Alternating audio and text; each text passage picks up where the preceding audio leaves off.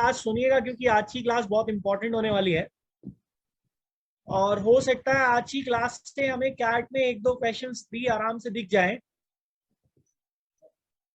Because mixtures को आज हम कवर करेंगे, मिक्सचर्स, एलिगेशन एंड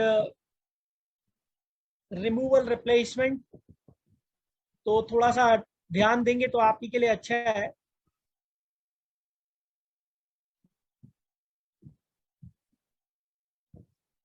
तो रेशियो के एक रूल से हमें स्टार्ट करना है, दैट इज अगर कुछ रेशियोज हमें इक्वल दे रखे हैं,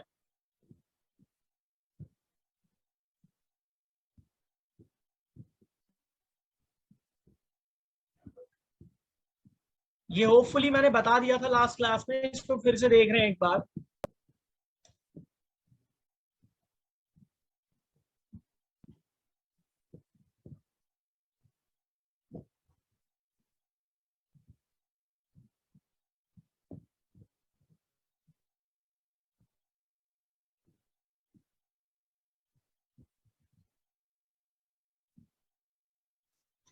इसका वैल्यू क्या होगा?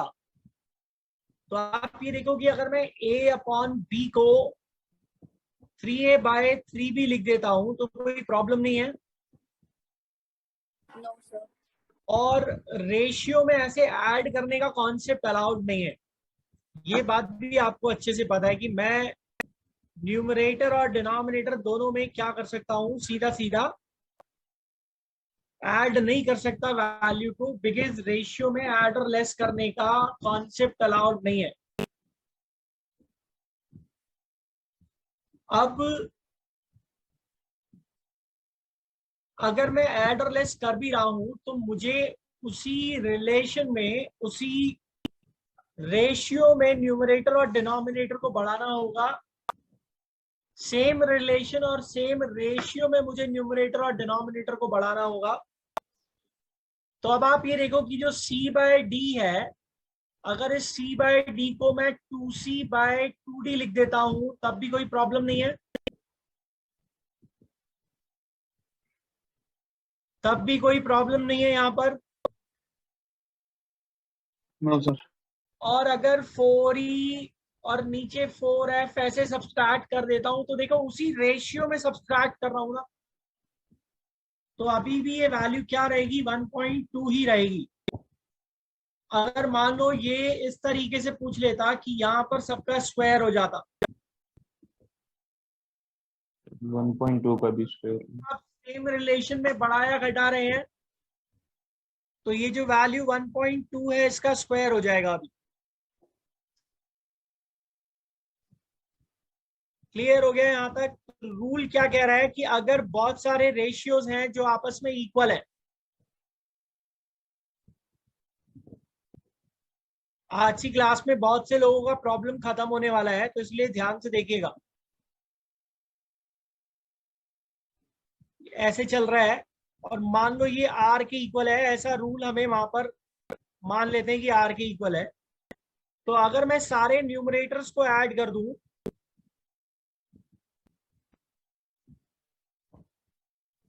और सारे के सारे डिनोमिनेटर्स को ऐड कर दूं तब भी क्या रहेगा,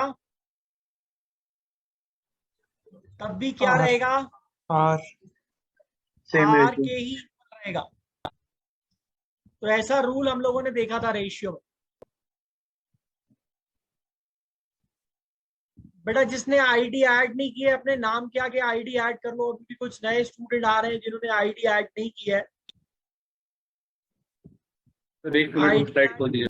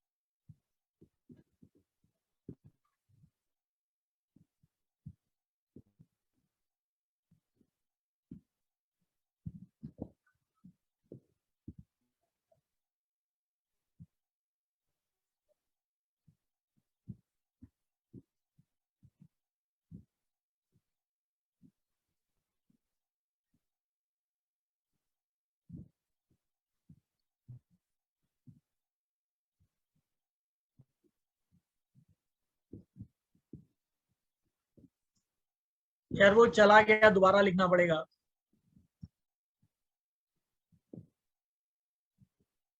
अगर बहुत सारे रेशियोज इक्वल है और आप सारे न्यूमरेटर्स को ऐड कर देते हो और सारे डिनोमिनेटर्स को ऐड कर देते हो,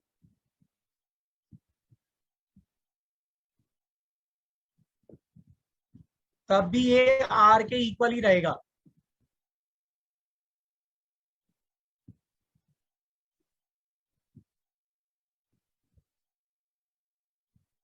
और ऐड करने की बजाय अगर आप सब्सट्रैक्ट करते हो तब भी वही रहने वाला है।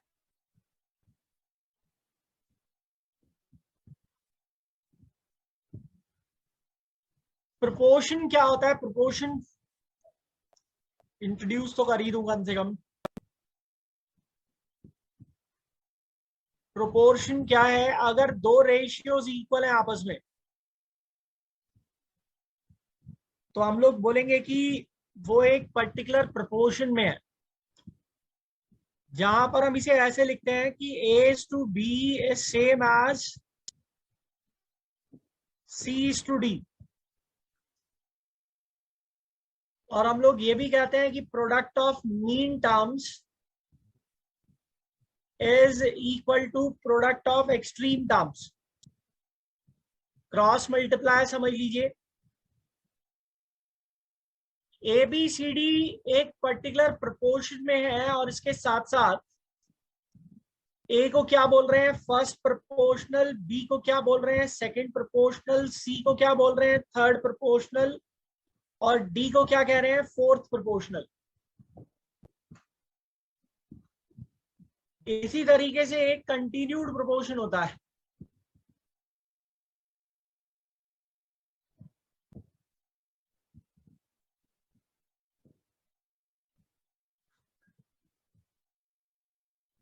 तो ये कंटिन्यूड प्रोपोर्शन है। आप देख रहे हो एक टर्म कॉमन आ रही है बीच में।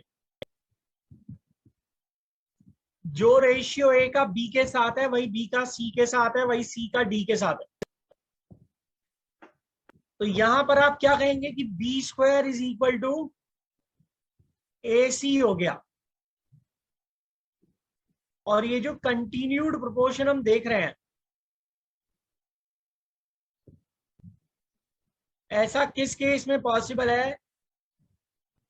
सिर्फ और सिर्फ जीपी के केस में पॉसिबल है। फिर हम कहते हैं कि प्रोपोर्शन दो तरीके का है। एक आपका डायरेक्ट और एक आपका इनवर्स और इनडायरेक्ट। डायरेक्ट प्रोपोर्शन में क्या है? डायरेक्ट प्रोपोर्शन में क्या है भाई? डायरेक्ट प्रोपोर्शन में अगर एक वैल्यू बढ़ रही है दूसरी भी बढ़ेगी, एक कम हो रही है दूसरी भी कम होगी। इनवर्स में क्या हो रहा है? एक बढ़ेगी दूसरी कम होगी, एक कम होगी दूसरी बढ़ेगी। और ये बढ़ना या घटना क्या होना चाहिए? प्रोपोर्शनली होना चाहिए। प्रोपोर्शनली कहने का मतलब कि अगर एक चीज डबल हो रही है तो दूसरी भी डबल हो। सिर्फ बढ़ने से काम नहीं चलेगा। अगर एक चीज डबल हो रही है दूसरी भी डबल, एक आधी दूसरी भी आधी, एक 3/4 दूसरी भी 3/4। क्लियर हो गया? इसको हटा दूं यहां से? Yes sir. तो कुछ ऐसे लिखते हैं हम इसको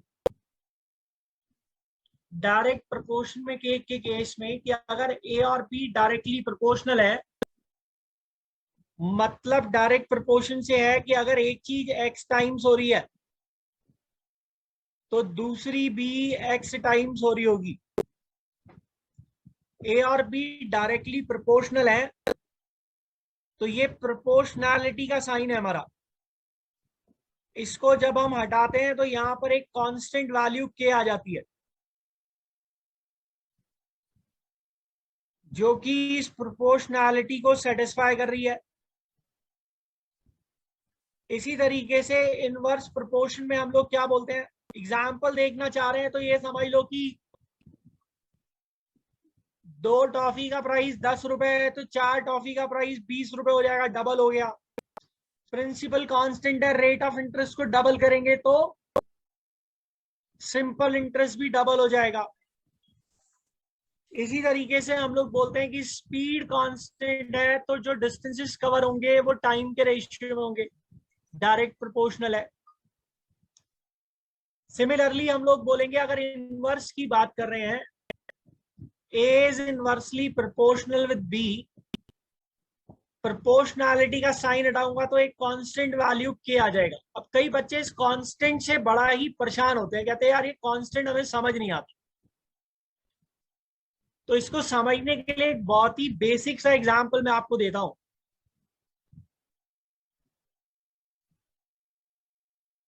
क्या आप फिर से समझाऊं सूर्यांश? मैं कुछ सुना नहीं सर, ये अब क्या होना है इसके बाद रेशियो के बाद। मैंने ये कहा कि अगर डायरेक्ट प्रोपोर्शन को हम मैथमेटिकली रिप्रेजेंट कर रहे हैं तो कुछ ऐसे रिप्रेजेंट कर, ये प्रोपोर्शनैलिटी का साइन है, इसको हटाओगे तो इक्वालिटी आ जाएगी और इसकी जगह कांस्टेंट वैल्यू K लगा देंगे जो इस प्रोपोर्शनैलिटी को सेटिस्फाई कर रही होगी। डायरेक्ट प्रोपोर्शन से मतलब ये है कि अगर एक चीज x टाइम्स हो रही है तो दूसरी भी x टाइम्स हो रही है। यहाँ पर ये मतलब है कि एक चीज x टाइम्स हो रही है तो दूसरी 1/x हो जाएगी। एक डबल दूसरी आधी, एक 3/4 दूसरी 4/3। सक्सेसिव में जो आप पढ़ रहे थे वहां पर कि एक्सपेंडिचर कांस्टेंट है, प्राइस डबल करेंगे तो कंजम्पशन आधा हो जाएगा। डिस्टेंस कांस्टेंट है, स्पीड डबल करोगे तो टाइम आधा हो जाएगा। वर्क कांस्टेंट है, टाइम आधा है तो एफिशिएंसी डबल करनी पड़ेगी। तो मैथमेटिकली इस तरीके से रिप्रेजेंट कर रहे हैं। एक छोटा सा एग्जांपल देखते हैं जिससे कि एक कांस्टेंट क्या है ये हमें समझ में आएगा। बाकी क्वेश्चंस वगैरह एडवांस में देखेंगे, अभी सिर्फ बेसिक बता दे रहा हूं कि है क्या।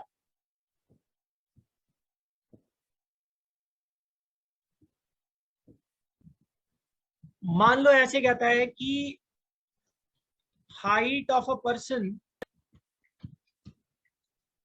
is directly proportional to square of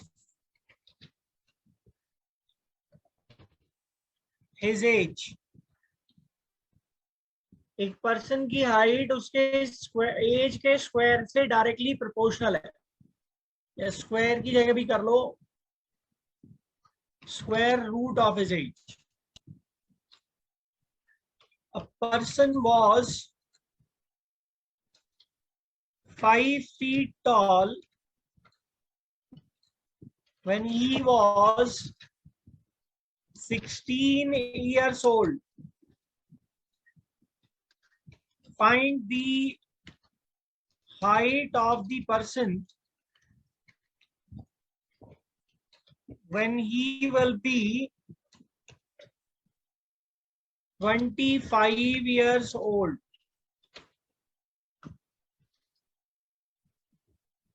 पच्चीस साल का हो जाएगा तो हाइट क्या होगी? अब देखो भाई, ये रिलेशन दे रखा है प्रोपोर्शनैलिटी में कि जो हाइट है वो किसके डायरेक्टली प्रोपोर्शनल है, स्क्वायर रूट ऑफ एज के। तो आप डायरेक्ट ऐसे इक्वालिटी लगा के नहीं लिख सकता, एक कांस्टेंट वैल्यू K कंसीडर करना पड़ेगा जो कि इस इक्वालिटी को क्या कर रहा है, सेटिस्फाई कर रहा है। अब आप समझो कि हाइट कितनी थी, 5 फीट थी, जब एज कितनी थी, 16 साल। तो यहां से K का वैल्यू क्या आता है, 5/4। अब बच्चा कहता है सर ये K निकालने की क्या जरूरत है हमें, क्योंकि 25 साल का है, हाइट क्या होगी तो डायरेक्टली प्रोपोर्शनल तो है ही स्क्वायर रूट ऑफ एज के, तो सीधा सीधा बोल दो 5 फुट का होगा, ऐसा थोड़ी ना है।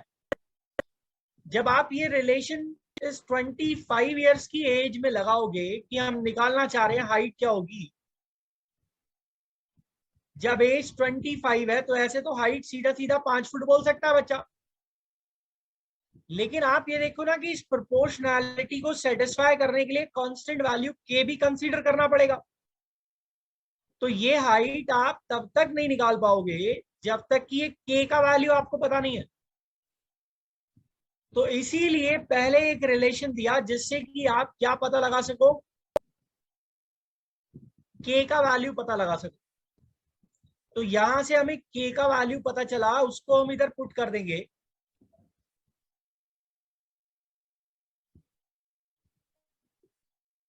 ट्वेंटी 25/4 फीट हो जाएगा,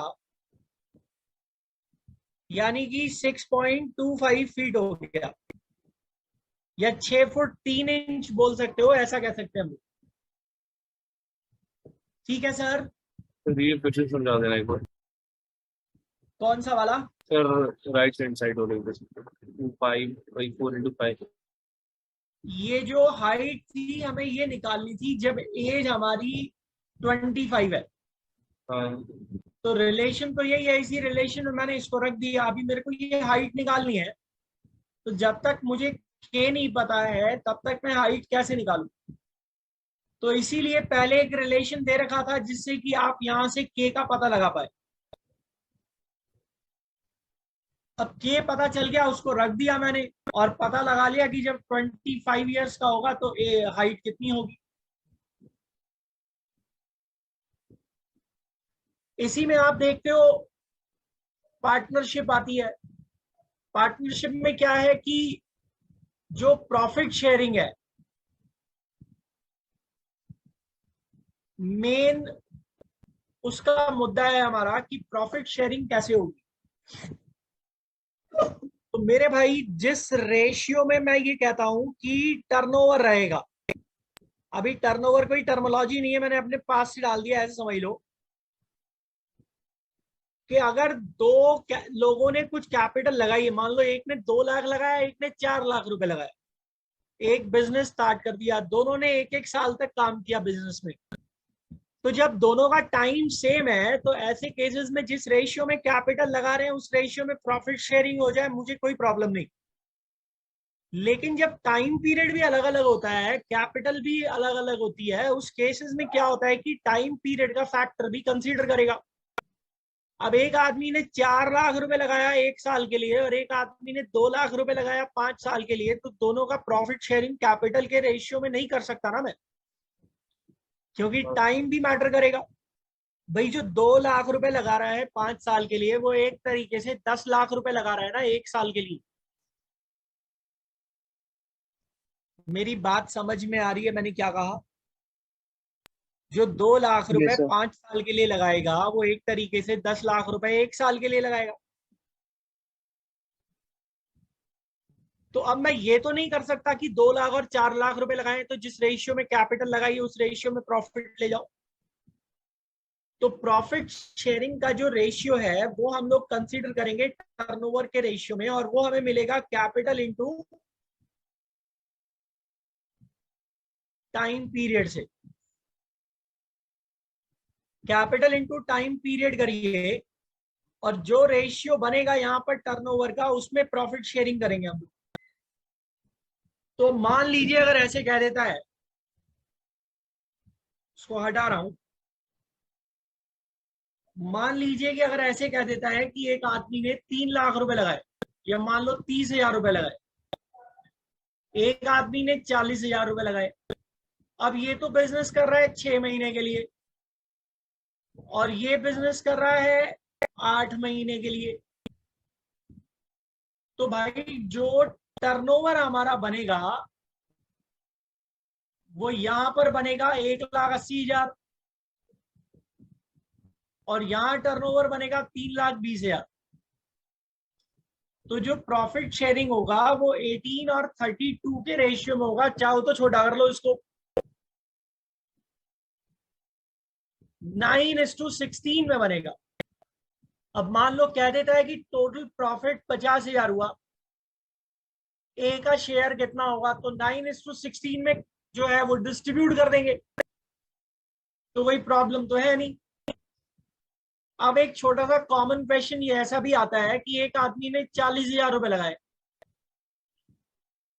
और दूसरे ने 60,000 रुपए लगाए। ये तो पूरे 12 महीने के लिए लगा रहा है, 1 साल के लिए, और ये कितने महीने के लिए लगा रहा है पता नहीं। दोनों का प्रॉफिट शेयरिंग रेशियो 2:3 में हुआ। ये कितने मंथ्स के लिए बिजनेस में जो है वो रहा होगा, या इसकी कैपिटल कितने मंथ्स के लिए रही होगी। तो ऑब्वियस सा सिस्टम है कि 40,000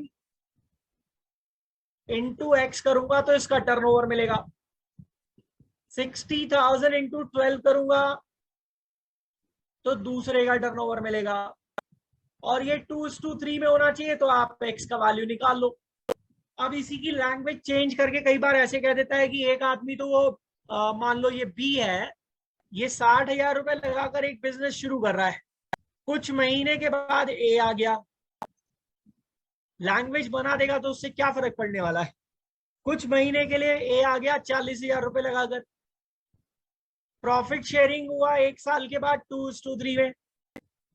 तो कितने मंथ्स के लिए ए बिजनेस में रहा या ए कितने मंथ्स के बाद बिजनेस में आया, तो एक्स की वैल्यू पता लग जाएगी तो आप काम कर पाओगे ना यार, कोई दिक्कत ही नहीं है।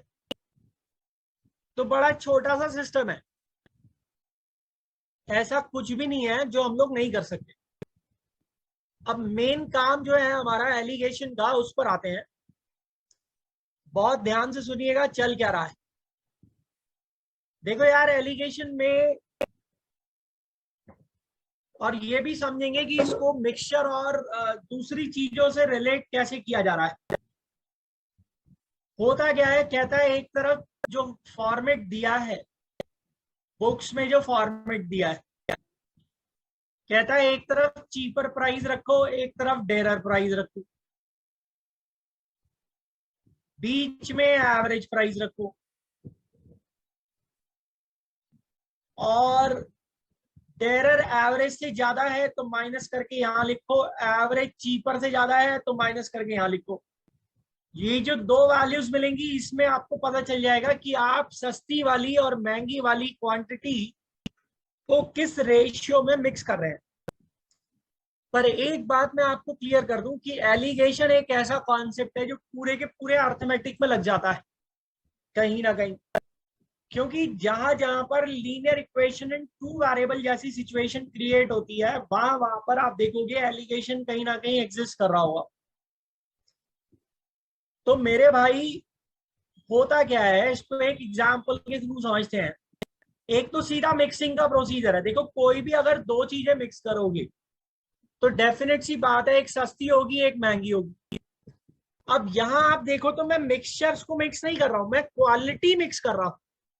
जैसे राइस की 2 क्वालिटी हो गई, ऑयल की 2 क्वालिटी हो गई, किसी भी चीज की 2 क्वालिटी हो गई, एक सस्ती एक महंगी है। कोई भी आदमी 20 रुपए वाले चावल में 20 रुपए वाला चावल तो मिलाएगा नहीं, एक सस्ता होगा एक महंगा होगा, मिक्सिंग करेगा तभी। और मान लो अगर इक्वल की मिक्सिंग कर भी देता है तो भी एवरेज तो वही रहेगा ना भाई। अगर 20 रुपए वाले चावल में 20 रुपए वाला ही चावल मिला दो, जिस मर्जी रेशियो में, जो एवरेज है वो 20 रहने वाला है। हाँ जी सर। तो ऐसे समझते हैं कि एक क्वालिटी है, क्वालिटी 1, जिसका एवरेज कॉस्ट है 40 रुपीज पर केजी। एक क्वालिटी 2 है जिसका एवरेज कॉस्ट है 60 रुपीज पर केजी। हम दोनों को मिक्स कर रहे हैं, एक नई क्वालिटी बना रहे हैं, क्वालिटी 3, उसका एवरेज कॉस्ट आ गया 48 रुपीज पर केजी। कहता है क्वालिटी 1 और क्वालिटी 2 को किस रेशियो में मिक्स किया। आप वेरिएबल लेकर इक्वेशन बना सकते हो, और अगर आप इक्वेशन बनाना चाहते हो तो कुछ ऐसी बनेगी ना कि मान लो अगर इसका x किलो मिलाया और इसका y किलो मिलाया तो 40x plus 60y upon x plus y should be equal to 48।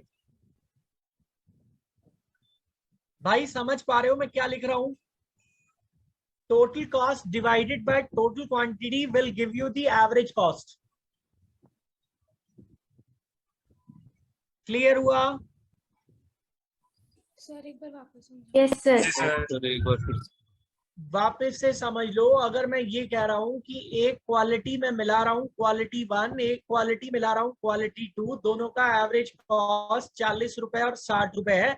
मिलाने के बाद एक नई क्वालिटी बनाई क्वालिटी 3, जिसका एवरेज कॉस्ट 48 आ रहा है। अभी मैं उनको किस रेशियो में मिक्स कर रहा हूं? अरे यार मैं इसका यूज सिखाऊंगा, अभी पहले मैं ये बताना चाह रहा हूं कि ये कहां से आ रहा है। तो मैंने ये कहा कि जो टोटल कॉस्ट है, अगर उसको टोटल क्वांटिटी से डिवाइड कर देंगे तो 48 रुपीज का एवरेज आएगा एक तरीके से। इस क्वालिटी 3 को आप एवरेज कॉस्ट ही तो बोलोगे क्वालिटी 1 और क्वालिटी 2 का। Yes, sir. तो जो हमारा क्वालिटी 1 का टोटल कॉस्ट है वो 40x हो गया। अरे यार x kg मिलाया है ऐसे समझ लो। ये 40 रुपीज पर केजी और 60 रुपीज पर केजी का प्राइस है। अगर यहाँ से x किलो मिला रहे हो तो इसका टोटल कॉस्ट कितना होगा? क्वालिटी 1 का 40x होगा ना। क्वालिटी 2 का टोटल कॉस्ट कितना होगा? 60y होगा ना। टोटल कॉस्ट को डिवाइड कर रहे हो टोटल क्वांटिटी से, तो एवरेज कॉस्ट 48 निकलेगा ना, मिक्स करने के बाद आया है। और अगर आप ध्यान से देखें तो ये एक तरीके का वेटेड एवरेज ही तो है या नहीं? Yes, sir. Yes sir. Weighted average ही तो है एक तरीके का। Total cost divided by total quantity आपको एवरेज कॉस्ट देगा ना, तो वेटेड एवरेज ही तो है एक तरीके का। तो जब आप यहाँ पर x और y के रेशियो के लिए सॉल्व करोगे तो आपको ये कुछ ऐसा दिखाई देगा, 60 माइनस 48 अपॉन 48 माइनस 40। जब इसको जनरलाइज करूंगा ना तो ऐसे जनरलाइज होगा। तो अब अगर आप देखें तो ये फॉर्मेट जो यहां पर मैंने बनाया है ये कुछ यहीं से आता हुआ दिखाई दे रहा है। ये x क्या है? आपकी चीपर क्वांटिटी है। अरे यार ये वाली क्वांटिटी है ना चीपर क्वांटिटी, और y आपकी टेरर क्वांटिटी है। जरा यहां पर रखो चीपर प्राइस रखो, जरा डेरर प्राइस रखो, एवरेज प्राइस बीच में रखो। 60 में से 48 माइनस करने के लिए कह रहा है और उसको कहां लिखने के लिए बोल रहा है? यहां पर लिखने के लिए बोल रहा है ना। तो आप ये Yes, देखो कि sir. चीपर क्वांटिटी x का जो वैल्यू है मेरा, वो एक तरीके से मुझे 60 माइनस 48 करने पे मिल रहा है, जो इस इक्वेशन से ही बनाया गया है। तो अब आपको बार बार इक्वेशन बनाने की जरूरत नहीं है, सिंपली फॉर्मेट रखिए और आपका काम हो जाएगा। और 48 में से 40 माइनस करोगे तो क्या होगा? 8 आएगा। उसको कहाँ लिख रहे हैं? यहाँ पर लिख रहे हैं। जी। तो ये किसकी क्वांटिटी को रिप्रेजेंट कर रहा है? y की क्वांटिटी को रिप्रेजेंट कर रहा है। 3:2 आ गया ना रेशियो। 3:2 में मिक्स करोगे तो एवरेज कॉस्ट 48 बनेगा। ये मतलब है इसका। अच्छा सर कुछ ऑब्जर्वेशंस हैं जो हमें यहाँ पर करने हैं। एक काम करो, जरा इसका स्क्रीनशॉट ले लो, फिर मैं साफ साफ तरीके से लिख के बताता हूँ। इसका स्क्रीनशॉट ले लो, फिर मैं साफ साफ लिख के बताता हूँ आपको। ले लिया सर।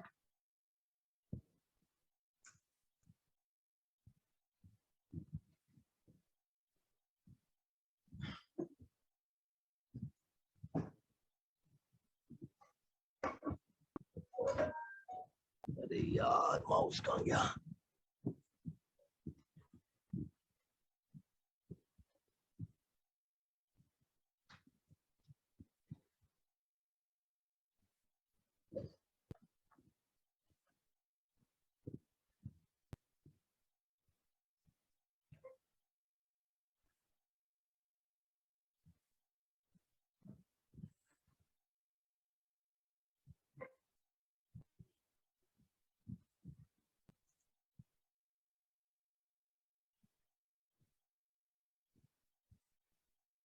फॉर्मेट क्या कह रहा है? देखिए कह रहा है चीपर प्राइस एक तरफ रखिए, प्राइस भाई बहुत ध्यान से सुनना, तुम्हारे क्वेश्चंस को देखने का नजरिया बदल जाएगा यहाँ से।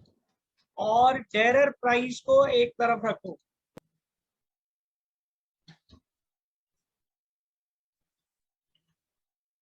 और फिर ये कहता है कि जो एवरेज प्राइस है या फिर मीन प्राइस है उसको बीच में रखो। डेरर एवरेज से ज्यादा होगा, डेरर में से एवरेज को माइनस करो, यहां लिखो। एवरेज चीपर से ज्यादा होगा, एवरेज में से चीपर को माइनस करो, यहां लिखो। आप देखते होगे बुक्स में ऐसा फॉर्मेट दिया होता है।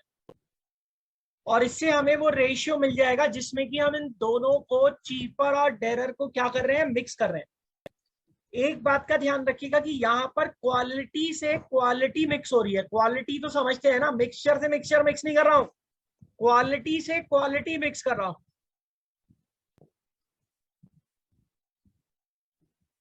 चीपर प्राइस कितना था हमारा 4040,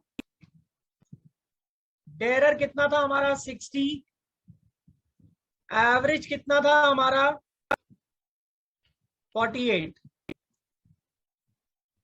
इन दोनों का जो डिफरेंस आ रहा था 12 और इन दोनों का डिफरेंस आ रहा था 8।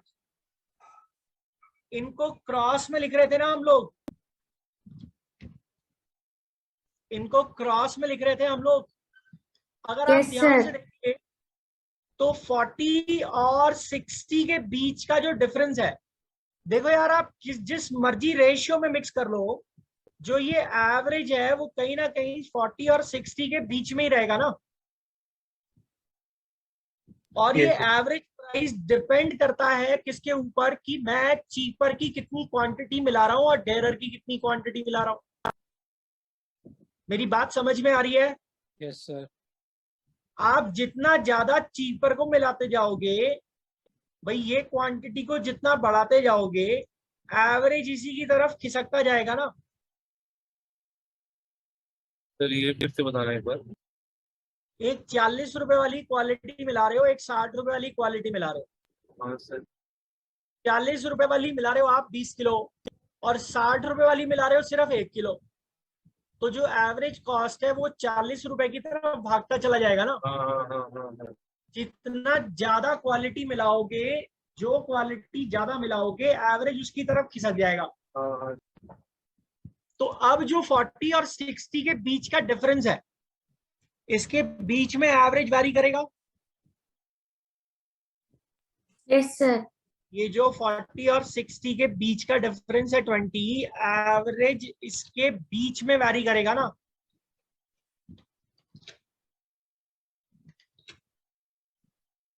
और अगर हम देखें तो ये 20 का डिफरेंस दो पार्ट्स में डिस्ट्रीब्यूट हो जाता है, जो कि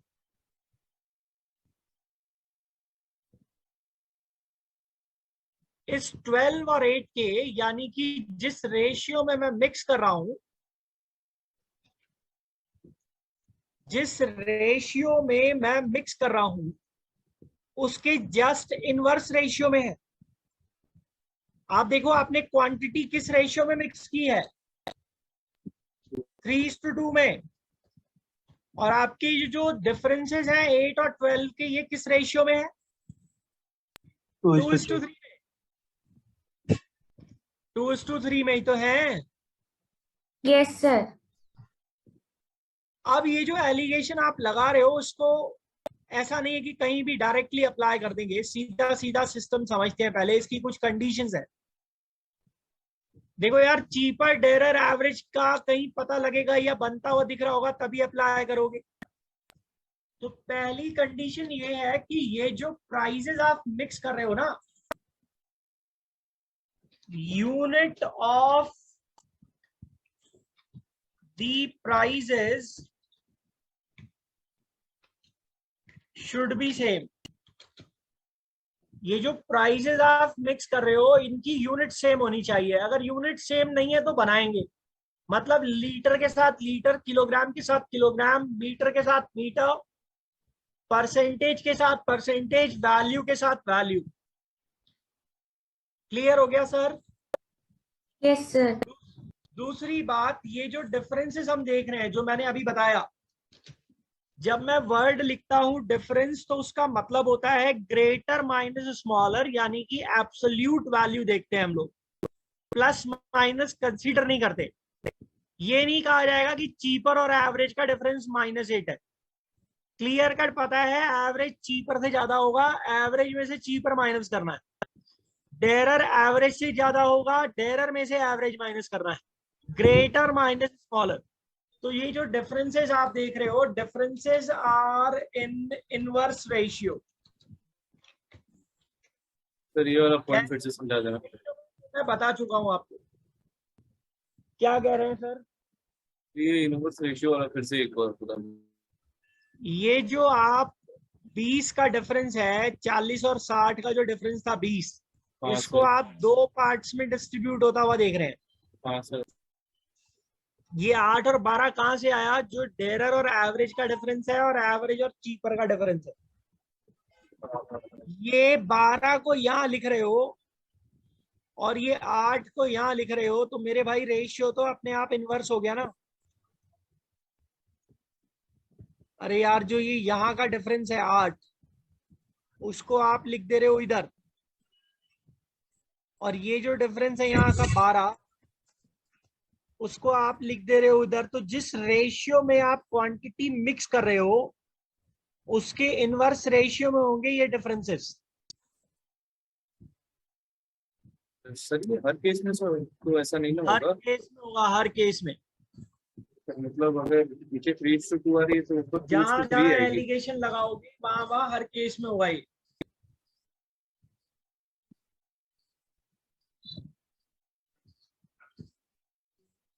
जहां जहां एलिगेशन लगेगा वहां वहां हर केस में डिफरेंसेस इनवर्स रेशियो में होंगे।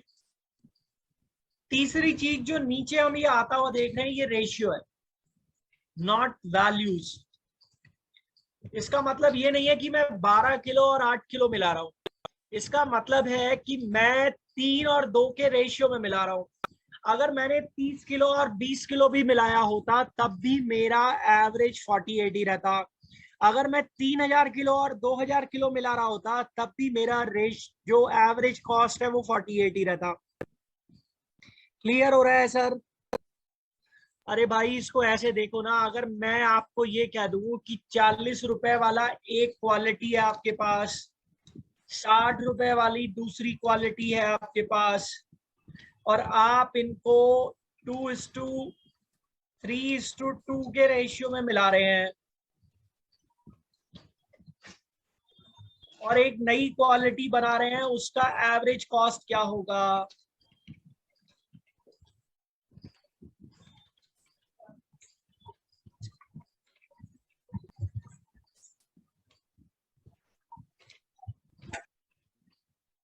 तो मेरे भाई सीधा सा सिस्टम है कि मैं 40 × 3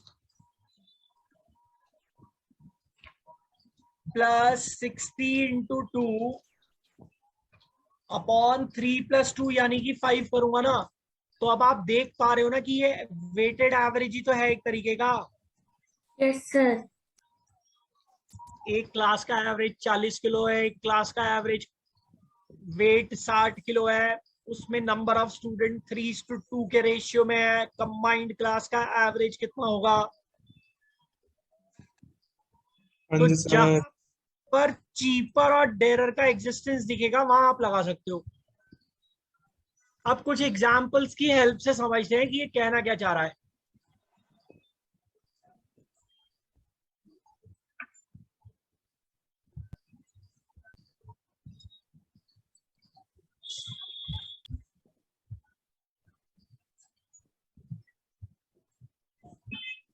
एक आदमी है, उसने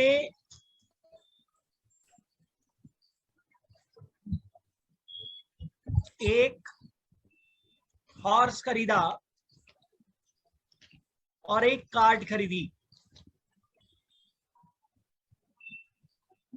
62,000 रुपीज की खरीदी है, ठीक है। 62,000 रुपीज की खरीदी है, और अच्छा कर लो 68,000 रुपीज की खरीदी है। दोनों का कॉस्ट दे रखा है मिलाकर। कुछ टाइम के बाद काम नहीं चला, बेच दिया बेचारे ने। हॉर्स को खिला पिला के तगड़ा कर दिया था तो प्रॉफिट में बेच पाया उसको। 9% के प्रॉफिट पे बेचा। कार्ड थोड़ी सी पुरानी हो गई, डग्गा मार टाइप, तो 8% के लॉस पे बेचा है। और ऐसा करने से उसको ओवरऑल 1360 रुपए का प्रॉफिट हुआ है रुपीज में। कहता है कॉस्ट ऑफ हॉर्स कितना है, हॉर्स की कॉस्ट कितनी है। अब आपको ये प्रॉब्लम कैसा लग रहा है प्रॉफिट एंड लॉस का?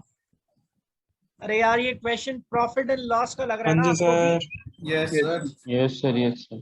के दिमाग में आएगा ही नहीं कि आप एलिगेशन लगा सकते हो। अच्छा, इसका प्रॉपर तरीका क्या है?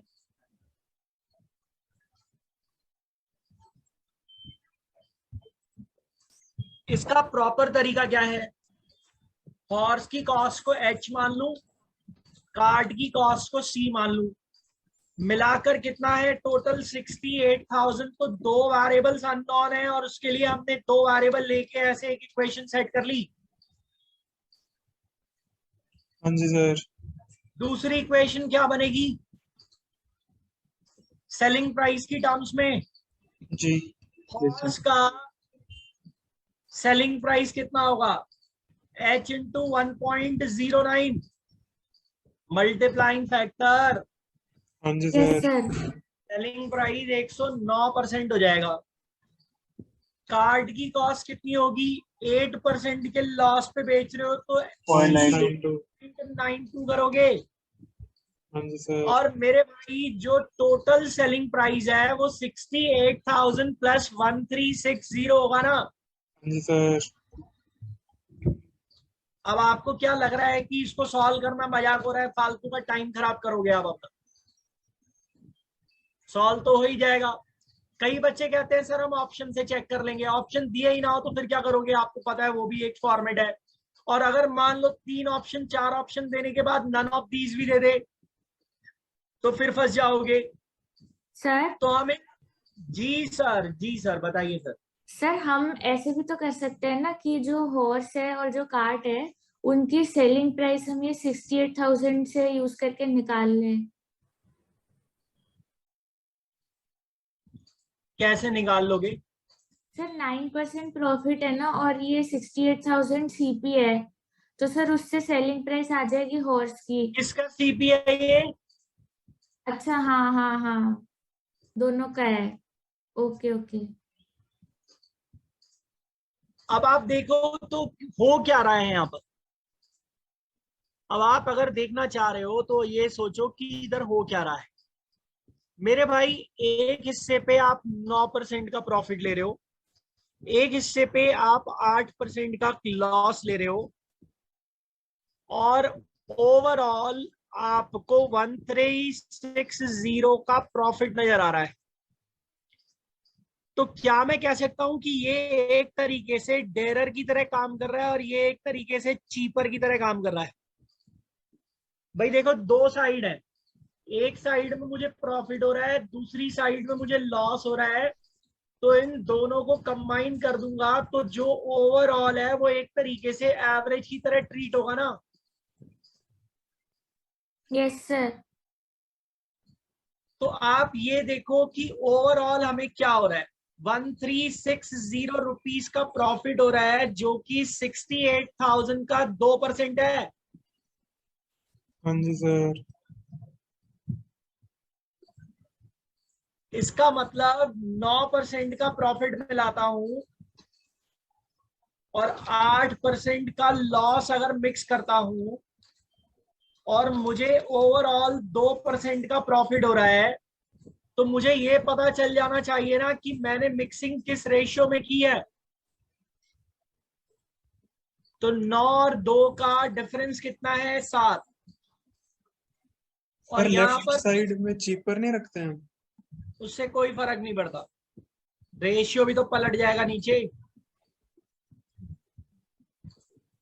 रेशियो भी तो पलट जाएगा नीचे भाई, यही तो समझने वाली बात है। बीच में एवरेज रहेगा, चीपर और डेरर जहां मर्जी रखो, कोई फर्क नहीं पड़ने वाला। ठीक है सर। अब इस माइनस के 8 और इस प्लस के 2 का डिफरेंस कितना है? 10। 6 मत बोल देना। तो अब ये जो रेशियो आ रहा है, ये रेशियो किस चीज का है? This is the ratio of CPs. CPs का रेशियो क्यों है? क्योंकि एक प्रॉफिट और लॉस की परसेंटेज किस पर बेस्ड होती है? टीपी पर। सीपी पर। तो जिस पर परसेंटेज बेस्ड है, जिसके ऊपर परसेंटेज का यूनिट है, उसका रेशियो निकलेगा। कहने का मतलब ये है कि ये जो आप चीपर और डेरर मिक्स करते हो, ये जिस भी चीज पर बेस्ड होगा उसी का रेशियो नीचे निकलता है। मतलब ये जो यहाँ पे आप रख रहे हो, ये जिसकी यूनिट होगी। अब ये 9% किसकी यूनिट है? कॉस्ट प्राइस की है ना हाँ जी। भाई। 9% का मतलब ये है ना कि 100 रुपए के कॉस्ट प्राइस पे 9 रुपए का प्रॉफिट। तो जिसकी भी ये यूनिट होगी, जिस पर ये बेस्ड होगा, उसका रेशियो निकलेगा। अब आपको कॉस्ट प्राइजेस का रेशियो मिल गया, तो 68,000 को आप 10 और 7 में डिस्ट्रीब्यूट तो कर ही सकते हो ना मेरे भाई। और देखो कितना बढ़िया इंसान है, वैल्यू भी ऐसी रखी है जो 68,000 को कट कर दे। मतलब वो खुद आपसे चाह रहा है कि आप इस रास्ते से आओ। पर अभी इसमें एक प्रॉब्लम मैं आपको दिखाता हूं छोटा सा। मैं जरा सी वैल्यू चेंज करूंगा और आप फंस जाओगे। इसका स्क्रीनशॉट लो, फिर मैं आपका ये चेंज कर रहा हूं क्वेश्चन। सर वो रेशियो 10:7 आया ना? तो 68,000 सर 68,000 मल्टीप्लाई बाय 10 into 7 होगा। क्या बात कर रहे हो यार? 10 और 7 के रेशियो में डिस्ट्रीब्यूट कर रहे हो, 10/17 नहीं करोगे? हाँ जी सर। जो ये 68,000 एक कंबाइंड कॉस्ट है ना, ओके सर, आगे। कार्ड की कॉस्ट होती तो 10/7 करता।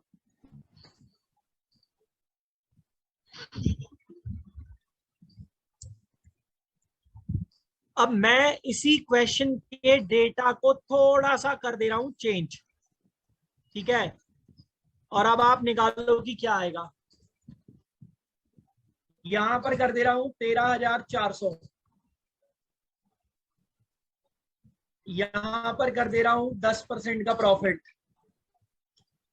यहां पर कर दे रहा हूं 20% का प्रॉफिट। सेम क्वेश्चन है भाई, बस डिजिट चेंज कर रहा हूं और कुछ ही नहीं।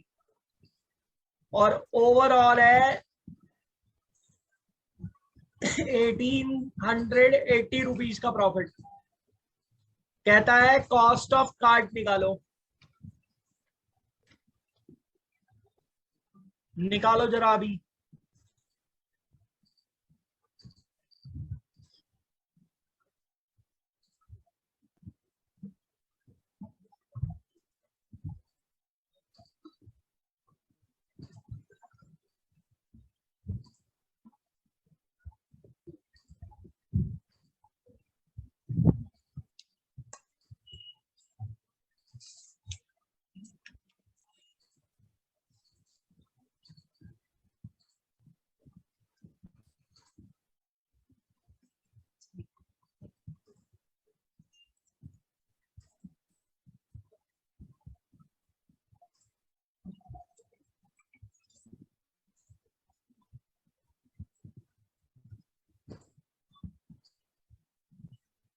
क्या प्रॉब्लम आ रही है अभी? ठीक आ रहा है उज्ज्वला? क्या प्रॉब्लम आ रही है? एक तरफ 10% प्रॉफिट रख रहे हो, दूसरी तरफ 20% प्रॉफिट रख रहे हो, बीच में क्या रख रहे हो? 14.02। पॉइंट में आ रहा है, पॉइंट में। Yes sir. और जो पॉइंट में वैल्यू निकाल रहे हो वो भी एग्जैक्ट नहीं है। तो अब आप यहाँ पर एक गंदी सी वैल्यू रखोगे पॉइंट में जो आपको दिख नहीं रही है। पहले तो किस्मत अच्छी थी, सीधा सीधा 2% दिख जा रहा था, पर अब यहाँ पर आपने ये गंदी सी वैल्यू पहले निकाली होगी, फिर इसके ऊपर ये गंदा सा रेशियो लगाओगे, उस रेशियो को सिंप्लीफाई करोगे और फिर बांटोगे, तब भी एग्जैक्ट वैल्यू नहीं मिलेगी, अप्रॉक्सीमेट मिलेगा। नन ऑफ दीज हुआ तो फिर फंस जाओगे। तो अब मेरा कहना यह है कि यहां पर एलिगेशन आके हो गया लिमिटेड, ये लिमिटेशन हो गई एलिगेशन की, यहां आके फंस गया। क्यों फंस गया? क्योंकि ये जो वैल्यू आ रही है ये इस 13400 का कितना परसेंट है ये दिख ही नहीं रहा है, पहली बार में फंस जा रहा हूं मैं। तो इसके लिए एक और अप्रोच आपको बताता हूं, जहां जहां एलिगेशन लगेगा वहां वहां ये अप्रोच भी लगेगी। दिल खोल कर लगाइए, और बहुत ही अच्छी अप्रोच है, बिल्कुल ब्यूटीफुली एग्जीक्यूट करोगे विद इन सेकेंड्स। ध्यान से सुनना हो क्या रहा है। हॉर्स को क्या कर रहे हो? 10% के प्रॉफिट में बेच रहे हो, और कार्ड को बेच रहे हो 20% पे। अगर मैं इस 20 को 10+10 लिखूं तो कोई दिक्कत तो नहीं है? No sir. देख लो है तो। अगर इस 20% को 10+10 लिख दूं कोई दिक्कत तो नहीं है? हाँ सर। अच्छा, अगर मान लो ये 10 होता ही नहीं, कार्ड को भी 10% पे बेचते, हॉर्स को भी 10% पे बेचते, तो ओवरऑल 10% ही आता ना। Yes sir. अरे घोड़े को और गाड़ी को दोनों को 10-10% पे बेचते तो ओवरऑल भी 10% प्रॉफिट होता, चाहे कॉस्ट जो मर्जी होती। ये सर। Yes sir. अब अगर मान लूं कि दोनों जगह 10-10% ही है जैसा कि आपको दिख रहा है, तो वैल्यू कितनी होनी चाहिए थी? प्रॉफिट कितना होना चाहिए था? 1340। Yes sir. अरे यार, अगर दोनों को 10-10% के प्रॉफिट बेचते तो कम से कम 1340 तो मिलता ही ना। Yes yes sir. Sir. Question में कितना दे रखा है अभी? 1880। तो बेटा एक बात बताओ, ये 540 एक्स्ट्रा क्यों आ रहा है? 10%। ये 540 एक्स्ट्रा क्यों आ रहा है? 8 का 10% सर। इस 10% की वजह से आ रहा है ना। यानी कि कार्ड का 10% 540 है। तो अगर कार्ड का 10% 540 है तो बेटा कार्ड 5400 की हो गई ना। यस मजा आया सर। कि नहीं आया? अरे अब तो खुश हो जाओ। और लीनियर इक्वेशन इन 2 वेरिएबल का शॉर्टकट ही तो है। और 2 ही तरीके से इक्वेशन बनती है, या तो लीनियर बनती है या क्वाड्रेटिक बनती है, और तो कुछ बनती नहीं है। सब क्यों 10+10 लिए थे, एक बार फिर से बता देना। क्या कह रहे हैं आप? वो 20% को 10+10 क्यों लिए थे वो नहीं समझ आया। 10+10 इसलिए लिया है, जो यहाँ 10% दे रखा है ना, यहाँ इसी 10% के बेसिस पे स्प्लिट किया है, ताकि मैं ये पता लगा सकूं कि अगर 10% ही होता ओवरऑल भी तो वैल्यू आती 1340। इसलिए स्प्लिट किया है उसको, जो यहां पर वैल्यू दे रखी है ना उसी के बेसिस पे स्प्लिट कर दिया है, जिससे एक बेंचमार्क सेट हो गया कि हाँ यार इतना तो होना ही चाहिए था। अब इससे जो ऊपर मिलेगा वो इस बची हुई वैल्यू की वजह से मिलेगा, यहाँ वाली।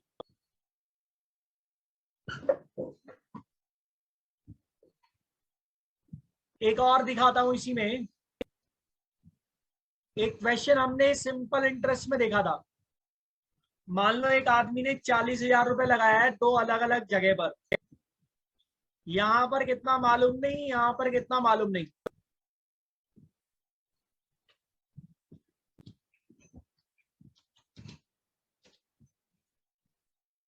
इसको लगा रहा है 8% पर एनम पर। सिंपल इंटरेस्ट की बात कर रहे हैं। इसको लगा रहा है 10% पर एनम पर। सिंपल इंटरेस्ट की बात कर रहे हैं। 5 साल के लिए इसको लगा रहा है और 5 ही साल के लिए इसको भी लगा रहा है। और ओवरऑल जो प्रॉफिट हो रहा है, ओवरऑल जो सिंपल इंटरेस्ट बन रहा है इन 5 इयर्स, वो बन रहा है 17600। कह रहा है बताओ ये वैल्यू कितनी है और ये वैल्यू कितनी है। अब मेरे भाई तुम इक्वेशन से जा सकते हो, ऑप्शन से भी चेक कर सकते हो, जैसा ठीक लगे वैसा कर लेना, ये आपको पता है कैसे करेंगे। एलिगेशन के पॉइंट ऑफ व्यू से देखोगे तो आप क्या कहोगे, एक जगह पहली जगह क्या मिल रहा है 40% और दूसरी जगह क्या मिल रहा है 50%। तो 40 चीपर हो गया, डेरर हमारा 50 हो गया, और ओवरऑल निकाल लोगे कितना है। अरे ओवरऑल निकाल लोगे कितना है, 44% दिख रहा है ना। Yes sir. 44 ही है और कुछ है। 44 ही है सर। अरे बोलो भाई, 44% ही तो है। तो 44 को उठा के यहां रख दो। क्या रेशियो बना 3:2। 40,000 को बांट दो 3:2 में।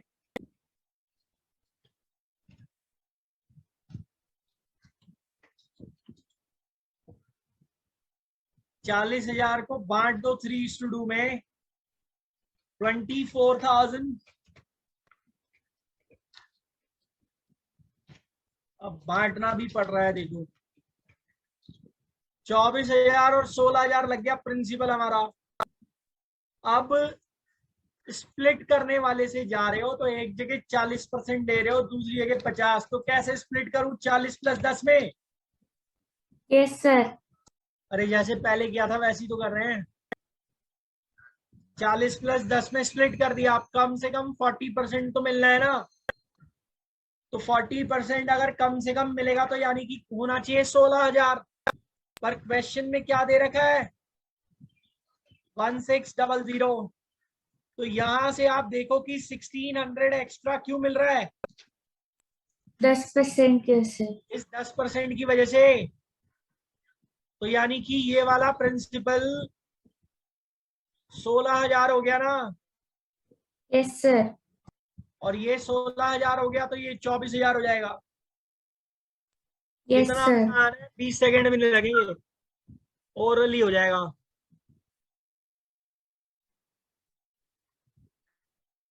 दूसरा देखते हैं। एक आदमी के पास कुछ सिक्के हैं, 20 पैसे का सिक्का है और 50 पैसे का सिक्का है। अब बच्चा कहेगा मैं एलिगेशन लगाऊं या फिर ये स्प्लिट करने वाला लगाऊं, भाई जो मर्जी लगा ले, लेकिन अगर वैल्यू मिडिल वाली वैल्यू पॉइंट में है तो स्प्लिट करने वाला सबसे इजी रहेगा।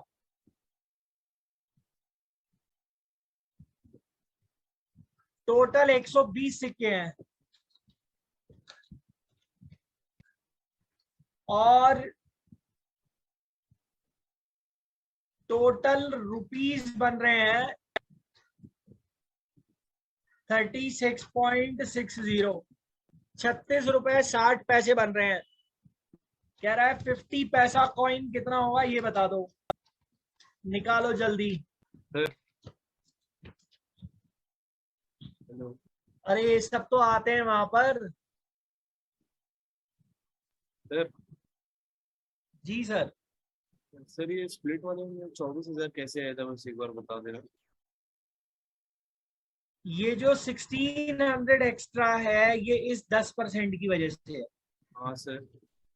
यानी कि इस वैल्यू का 10% 1600 है, तो ये वैल्यू 16000 हो गई। हाँ सर। अब ये जो परसेंटेज बेस्ड है ये प्रिंसिपल पर ही होगा ना, जो यहाँ पे लगा रहे हो। हाँ हाँ हाँ। जब ये 16000 आया तो दूसरा 24000 नहीं होगा, 40000 में से माइनस कर दोगे। अच्छा अच्छा, हाँ हाँ ठीक है सर, ठीक है क्या हो ठीक गया यार, ऐसा क्यों कर रहे हो मेरे भाई? है। नहीं सर, उसे मुझे लगा आप कुछ और बताए थे। ठीक है सर, क्लियर।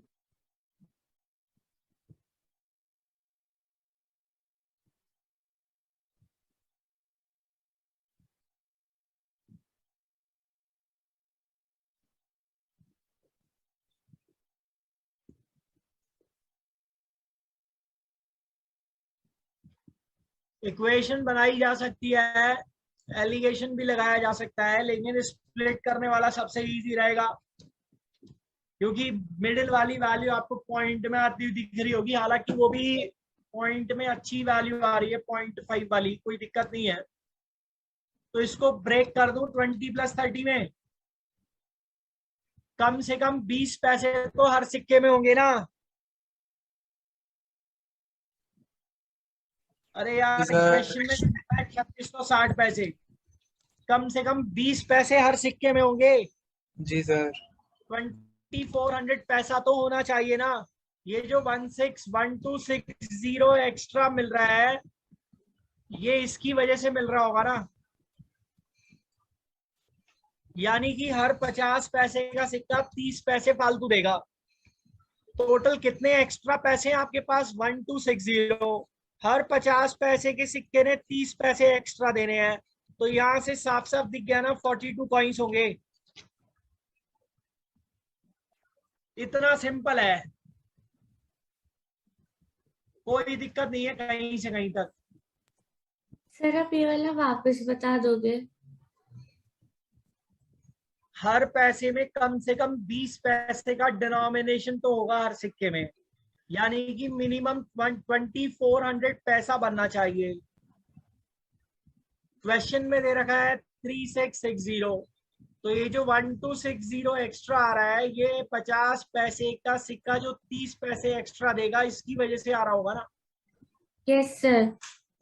हर 50 पैसे का सिक्का 30 पैसे एक्स्ट्रा दे रहा है, टोटल 1260 एक्स्ट्रा है, तो 42 कॉइन्स होंगे। Okay sir.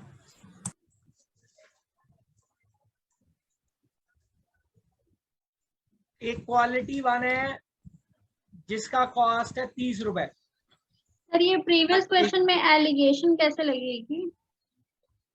एक तरफ रखो 20, एक तरफ रखो 50 और बीच में रखो 3660 डिवाइडेड बाय 120, कि हर सिक्के में ऑन एन एवरेज बेसिस कितनी वैल्यू आ रही है। इसको सॉल्व करोगे तो 30.5 आएगा। एलिगेशन लग गया। जो रेशियो मिलेगा वो नंबर ऑफ कॉइन्स का होगा, कि 20 पैसे और 50 पैसे के सिक्के किस रेशियो में है। ठीक है सर। क्वालिटी वन का कॉस्ट हो गया 30 रुपए, क्वालिटी टू का कॉस्ट हो गया मान लो 60 रुपए। दोनों को मिक्स किया आपने, और दोनों को मिक्स करने के बाद एक क्वालिटी थ्री बनाई। क्वालिटी थ्री को हमने बेच दिया।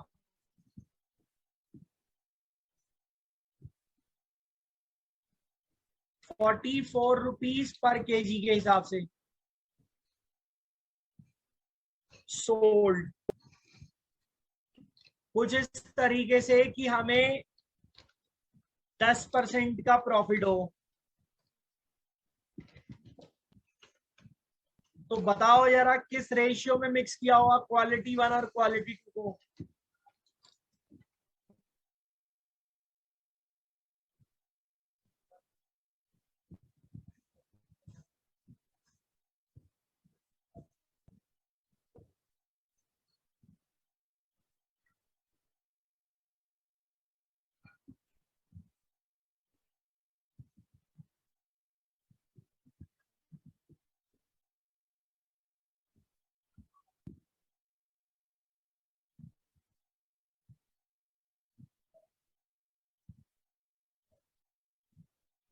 Two is to one.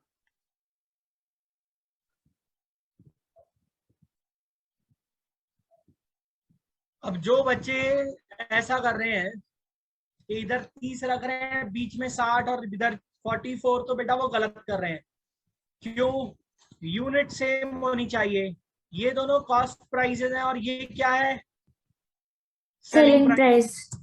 तो वहां से कॉस्ट प्राइस निकालना पड़ेगा ना, जो 40 रुपीज आएगा, तो उसको रखेंगे बीच में। 2:1 आ जाएगा, जैसा अभी किसी ने बोला बीच में 2:1 आएगा। अगर कॉस्ट प्राइस बीच में नहीं निकालना चाह रहे हो तो ये देखो, जो सेलिंग प्राइस वाली वैल्यू है वो 10% बढ़ी हुई है ना, हमें तो यूनिट सेम करनी है। तो आप एक तरफ जो ये 44 बढ़ा हुआ देख रहे हो 10% से, जो ये कॉस्ट प्राइसेस है हमारे, इन्हें भी 10% से बढ़ा दो। ऐसे भी यूनिट सेम हो सकती है, तो भी 2:1 आ जाएगा। एक ही बात रहेगी, अलग अलग नहीं है।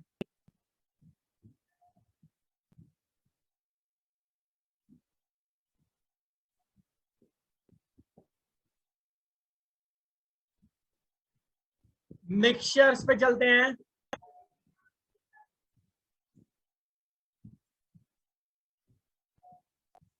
एक कंटेनर है, उसमें मिल्क और वाटर है कुछ। मिल्क और वाटर का रेशियो दे रखा है 3:2। टोटल 80 लीटर है। आपसे पूछ रहा है how much more water should be added to the container in an order to make the concentration of milk 40% of the total quantity.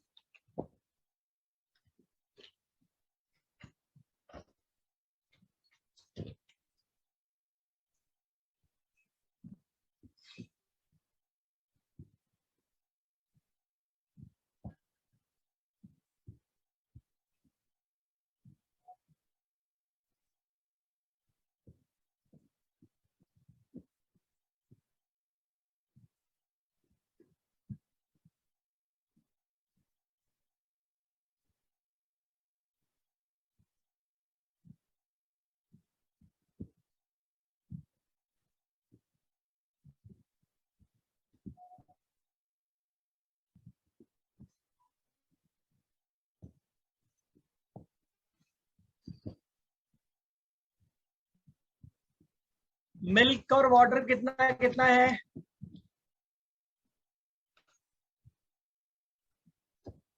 48 और 32। क्या मिला रहे हो? x लीटर मिला रहे हो।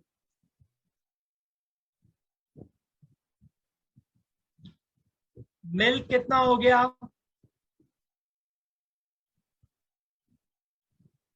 मिल्क कितना हो गया? 48। और वाटर कितना हो गया? 32 प्लस x।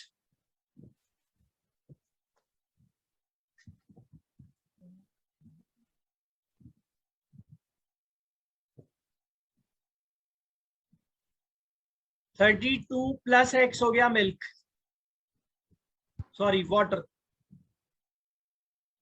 इक्वेशन बनाई जा सकती है कि जो मिल्क है हमारा वो 48 है, नई क्वांटिटी हमारी 80 प्लस एक्स है,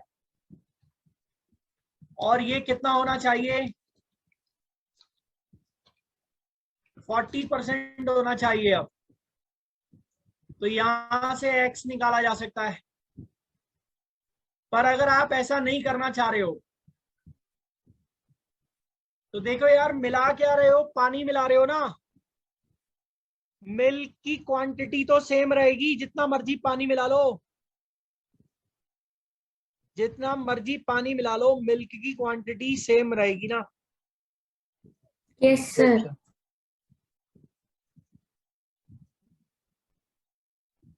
तो अब मैं ये कह सकता हूं कि जो 40% है हमारा, वो 48 लीटर के बराबर है। नई क्वांटिटी का 40% 48 लीटर के बराबर है। जितना मिल्क पहले था आज भी उतना ही रहेगा। Yes sir. तो 100% क्वांटिटी किसके बराबर हो गई? 120 लीटर के। अगर नई क्वांटिटी 120 लीटर है तो आपने 40 लीटर का जो इंक्रीज किया है वो वाटर की वजह से ही किया होगा ना।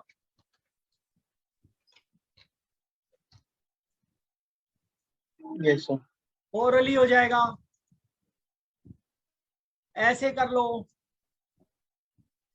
वाटर 32 + 40 हो जाएगा ना। वाटर थोड़ी पूछा है, उसने पूछा है कितना पानी और मिलाए। कितना और मिला दिया वही बोला। 80 का 3/5 हमारा मिल्क था पहले। जो अंदर मिला रहे हैं या निकाल रहे हैं उस पर फोकस नहीं करना है, जिसकी क्वांटिटी सेम रहेगी उस पर फोकस करना है। मिल्क पे फोकस कर रहे हैं। और ये नई क्वांटिटी का 40% होना चाहिए। तो यहां से y निकाल लो तो भी 120 आ जाएगा।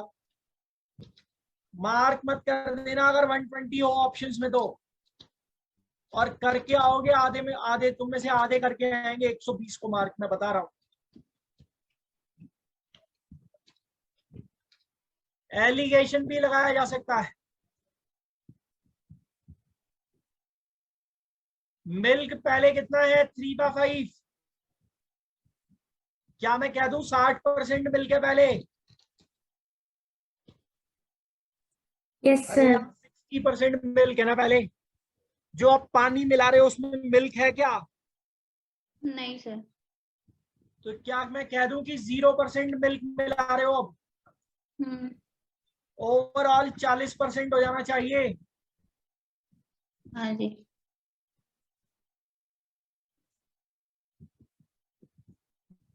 2:1। अब ये 2:1 क्या आया? जिस पर ये परसेंटेजेस बेस्ड है। परसेंटेजेस किस पर बेस्ड है? मिक्सचर।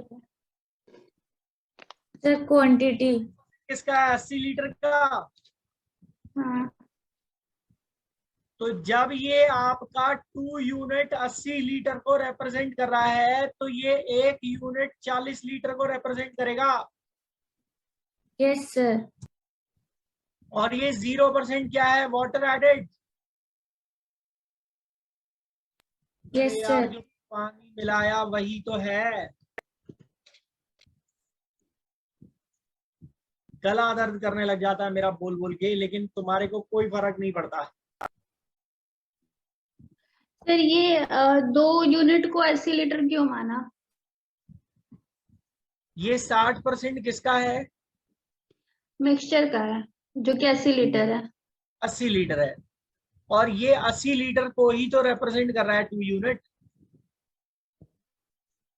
तो बेसिकली यहाँ पे हमने 2 सोल्यूशन ले लिया, 80 litre milk and water mixed और एक 40 लीटर सिर्फ वाटर का, जिसका रेशियो 2:1 है।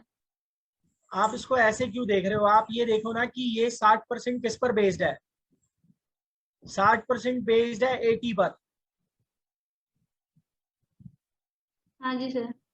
और ये जो 0% है ये उसको रिप्रेजेंट कर रहा है जितना पानी हम मिला रहे हैं। तो ये जो 2:1 आया है, ये 2:1 उन क्वांटिटीज का रेशियो आया है जिस पर परसेंटेजेस बेस्ड हैं। अब ये 60% किस पर बेस्ड है? 80 पर। यानी कि ये 2 यूनिट उस 80 लीटर की टोटल क्वांटिटी को रिप्रेजेंट कर रहा है। ठीक है। तो ये 1 यूनिट रिप्रेजेंट करेगा 40 लीटर को। हम्म।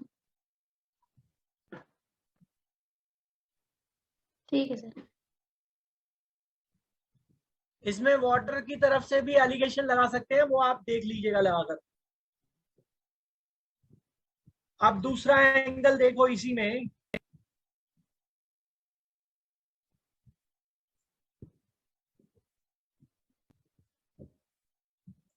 तीन अलग अलग 40 कैसा क्या होता है?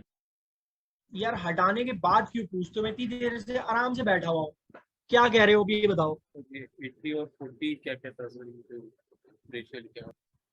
ये 80 लीटर भाई ओल्ड क्वांटिटी थी। इस ओल्ड क्वांटिटी में कितना पानी मिला रहे हैं, ये 2:1 में आया। कि अगर इसका मतलब ये कि अगर ओल्ड क्वांटिटी 2 यूनिट है तो उसमें 1 यूनिट आप पानी मिला रहे हो, तो ये 2 यूनिट ओल्ड क्वांटिटी 80 को रिप्रेजेंट कर रहा है, ये 1 यूनिट जो वाटर मिलाया उसको रिप्रेजेंट कर रहा है। सर ठीक है।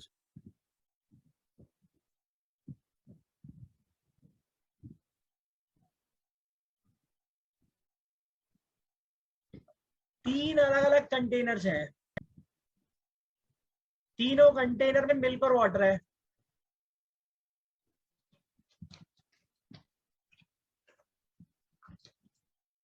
सेवन इज टू 3 में है।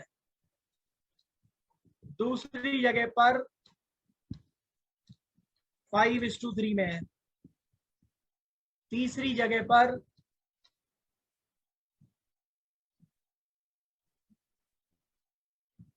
2:3 में है।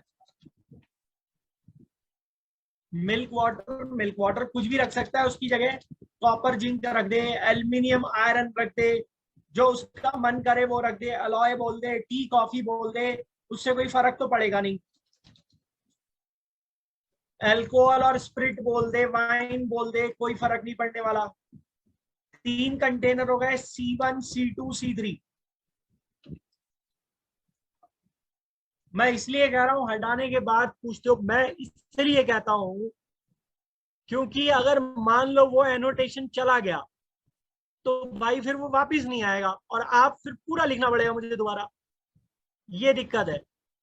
तो जैसे ही आपसे पूछा क्लियर हो गया तो इसका मतलब मैं हटाने वाला हूं, बल्कि मैं तो बोल भी देता हूँ कि मैं हटा रहा हूँ इसको। स्क्रीनशॉट ले लो उसका कम से कम, फिर दोबारा पूछ लो, मुझे उसकी कोई दिक्कत नहीं है, आप 10 बार पूछो, मैं मना नहीं करता हूँ उस चीज के लिए, क्योंकि आपके सीखने के लिए क्लास हो रही है, मेरे बताने के लिए नहीं हो रही है, आपके सीखने के लिए क्लास हो रही है। तो आपको जितनी बार पूछना आप पूछिए, उस चीज की कोई दिक्कत नहीं है मुझे, लेकिन एनोटेशन चला गया तो परेशानी हो जाएगी। C1 C2 C3। और भाई मैं तो बहुत पेशेंस रख के बताता हूँ, ऐसा कोई जल्दीबाजी वाला काम भी नहीं है। आपको लग रहा है तेज हो रहा है तो आप बोल दो, मैं धीरे पढ़ाना शुरू कर दूंगा।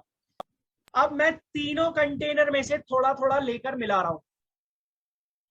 सपोज मान लो मैंने तीनों कंटेनर में से बराबर बराबर लिया, क्योंकि अगर ये नहीं दे रखा है कि आप किस रेशियो में तीनों कंटेनर से क्वांटिटी ले रहे हैं, तो आप बता भी नहीं पाओगे कि आपका रेशियो क्या आएगा नए कंटेनर में। बात समझ में आई? आप तब तक नहीं बता पाओगे कि C4 में मिल्क और वाटर का रेशियो क्या है, जब तक आपको ये नहीं पता होगा कि आपने किस रेशियो में मिक्स किया है। इसलिए ये बहुत जरूरी है कि आपने किस रेशियो में मिक्स किया हो, पूरी कहानी इस पर बेस्ड है। कैसे करें इसको? बच्चे कहते हैं नहीं दे रखा, कितना कितना मिला रहे हो तो XX लीटर मान लो, और मिल्क से मिल्क जोड़ते जाओ, वाटर से वाटर जोड़ते जाओ, तो आपको पता लग ही जाएगा मिल्क और वाटर का रेशियो क्या आता है। पर मेरे भाई जब आप यहाँ पर X लीटर लोगे और मान लो आप मिल्क की क्वांटिटी निकालना चाह रहे हो, तो आप 7/10 करोगे ना, और ये 7/10x फ्रैक्शनल वैल्यू आएगी, जिसमें आप कैलकुलेशन करोगे तो आपको परेशानी होगी ना मेरे भाई। अरे यार सपोज करो आपको मिल्क की क्वांटिटी निकालनी है कंटेनर 1 में, तो आप X लीटर अगर लेते हो या Y लीटर लेते हो तो आपको 7/10 करोगे तो फ्रैक्शनल वैल्यू आएगी आपकी, आपको प्रॉब्लम होगी कैलकुलेशन करने में। तो हम Yes, लोग sir. क्या कर रहे हैं, देखो हम रेशियो निकालना चाह रहे हैं। तो सबसे पहला मेरा सवाल है कि क्या वैल्यूज मैटर करती हैं? नहीं। नहीं करती ना, रेशियो मैटर करता है। तो क्वांटिटी जो मर्जी लो, रेशियो का ध्यान रखना है क्वांटिटी जो मर्जी लो, उससे कोई फर्क नहीं पड़ने वाला। तो मैं ये कह रहा हूं कि ये फ्रैक्शनल वैल्यूज को अवॉइड करने के लिए हम एक सिंपल सी अप्रोच यूज करते हैं कि पहली बात तो यहाँ पर कितनी क्वांटिटी मिक्स कर रहे हो उससे कोई फर्क नहीं पड़ता, किस रेशियो में मिक्स कर रहे हो ये मैटर करता है। क्वांटिटी का रेलेवेंस नहीं है, रेशियो या रिलेशन का मैटर है, वो मैटर कर रहा है। तो आप जितना मर्जी लीटर मिक्स करो, लेकिन हर जगह से बराबर बराबर लेके मिक्स करना। तो अगर मैं ये कह दूं कि, दोबारा से बताऊं, मैं ये कह रहा हूं कि यहां पर कितनी क्वांटिटी मिला रहे हैं उससे कोई फर्क नहीं पड़ता, फर्क इस चीज से पड़ता है कि किस रेशियो में मिला रहे हो। और यहां से जब आप x लीटर मानकर 7/10 और 3/10 करोगे तो आपकी वैल्यूज आएंगी फ्रैक्शन में। इसका मतलब क्या हुआ?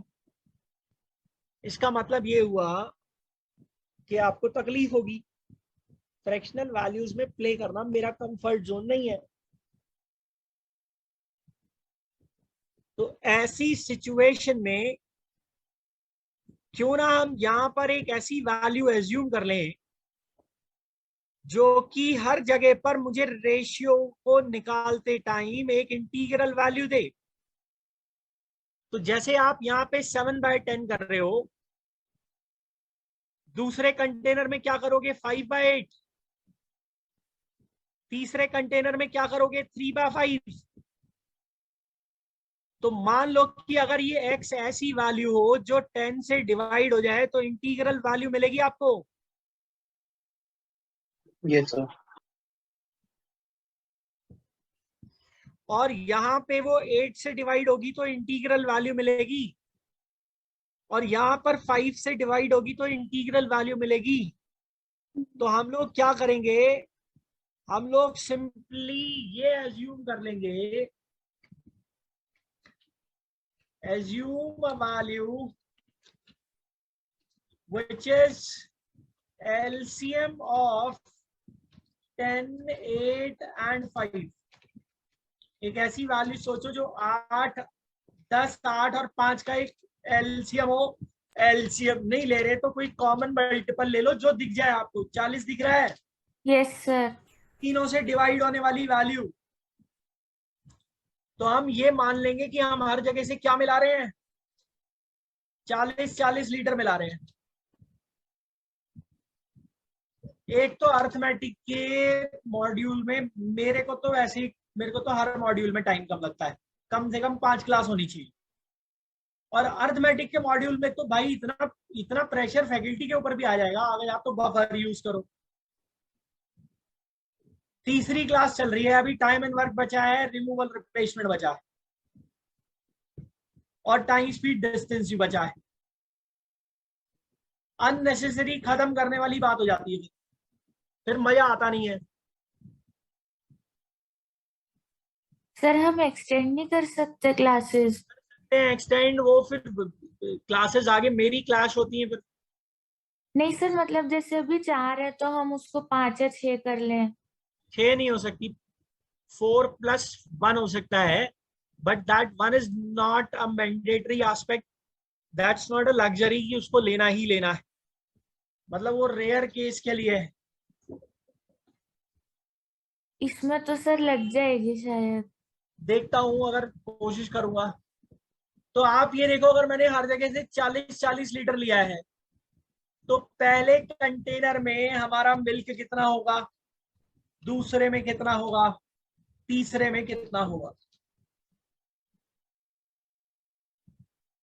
पहले कंटेनर में मिल्क कितना होगा? 28। दूसरे में कितना होगा? 25। अरे यार अब ये नहीं कर पाओगे, 7/10 और 5/8 ये नहीं निकले, पर निकलेगा 40 का। हो जाएगा सर ये। सर 24। और कंटेनर 3 में मिल्क कितना होगा? 24। 16 लीटर। हाँ 16। तो ये हमारा मिल्क है। टोटल मिल्क कितना बना? 69।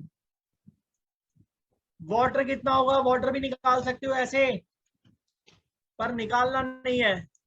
तो 3/5 Total लिए थे ना उसको क्या कह रहे हैं? सर, वो 3/5 लिए थे ना कंटेनर 3 में रेशियो उसका। यार मिल्क देखो ना, मिल्क से मिल्क जोड़ रहे हो ना, तो मिल्क के लिए अच्छा, 2/5 ठीक लोगे है ना। ठीक है सर।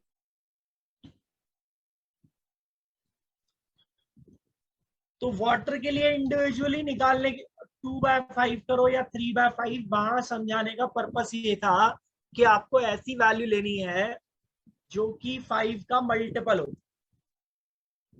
ये पर्पस था उसको समझाने का। तो 2/5 लोगे, 3/5 लोगे, तो वो 5 का मल्टीपल होना चाहिए, इसलिए वो 3/5 वाटर का रख दिया, उससे फर्क कुछ नहीं पड़ेगा। अब टोटल क्वांटिटी हमारी 120 लीटर है, जिसमें से हमारा 69 मिल्क है, तो बचा हुआ 51 वाटर होगा ना। तो रेशियो आ sir. गया आपके पास। अरे आ तो गया रेशियो। अब ये कैसा क्वेश्चन है आप खुद देख लो, कितनी देर लगाओगे ये भी खुद देख लो, और लाइन से लगे होंगे भाई, ये पुराने पेपर उठा के देख लो। अब कई टीचर ये कहते हैं पुराने पेपर क्यों पढ़ रहा है भाई, अपना टाइम खराब कर रहा है, फिर प्रीवियस ईयर का पेपर क्यों देख रहा है, ये क्यों देख रहा है, वो क्यों देख रहा है, अपना टाइम खराब कर रहा है, ये कौन सा आने वाला एग्जाम में। अबे तो ऐसे तो कुछ भी नहीं पता क्या आने वाला एग्जाम में, कोई शीट मत करो, कोई ऑनलाइन मॉक मत करो, कुछ भी मत करो यार। हम कोई इस पॉइंट ऑफ व्यू से प्रैक्टिस थोड़ी करते हैं प्रीवियस ईयर के पेपर की कि ये हमारे अगले साल एग्जाम में आने वाला है। हम इसलिए प्रैक्टिस करते हैं ना कि हमारी प्रिपरेशन हो सके, हमें ये समझ में आ सके कि किस तरीके से एग्जाम सेटर सोच रहा है, किस तरीके से हमें आगे क्वेश्चन को टैकल करना है। कॉन्फिडेंस आता है कि पिछले साल का पेपर किया मैंने, तो इसका मतलब मैं आगे भी कर पाऊंगा।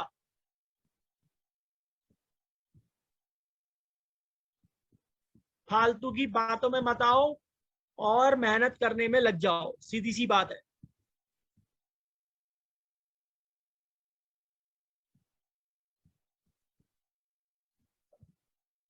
अब यहाँ पर जो मर्जी दे दे उसको हम इस तरीके से बहुत इजीली सॉल्व कर पाएंगे। अब बच्चा कहता है सर ये 1 1 1 नहीं हुआ, यहाँ पे 1 2 3 हो गया, तो क्या करूंगा। मान लो ये रेशियो चेंज हो गया, आप क्या करूंगा। तो यार तुमको समझ में आ रहा है 40 लीटर तो लेना ही है ना 1 यूनिट के लिए, 40 लीटर तो लोगे ही ना 1 यूनिट के लिए। तो 2 के लिए 80 ले लेना, 3 के लिए 120 ले लेना, हमारा काम हो गया।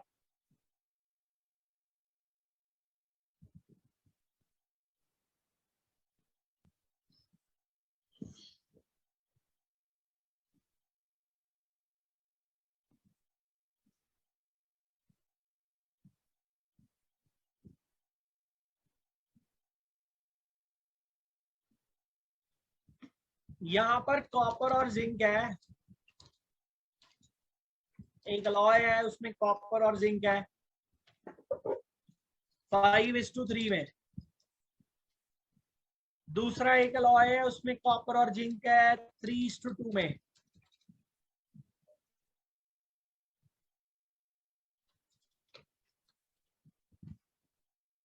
दोनों अलॉयस को हम मिक्स कर रहे हैं।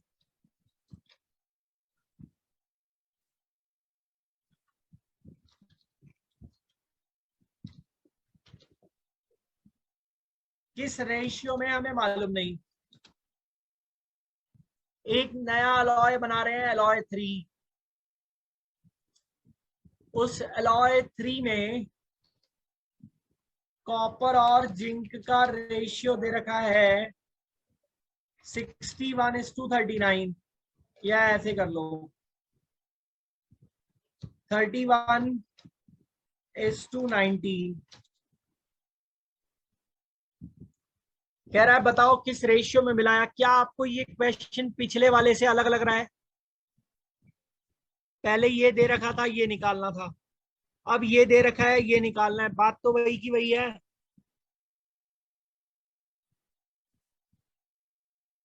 बैठे रहो ऐसी सन्नाटे में, बैठे रहो।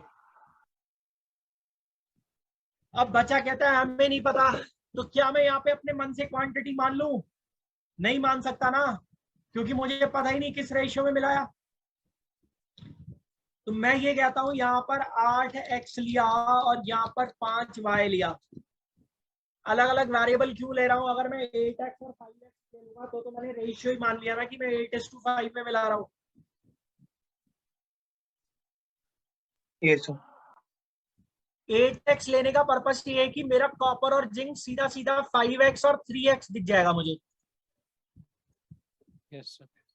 कॉपर से कॉपर ऐड होगा। पहले अलॉय में कॉपर कितना है? 5x। दूसरे अलॉय में कॉपर कितना है? 3x.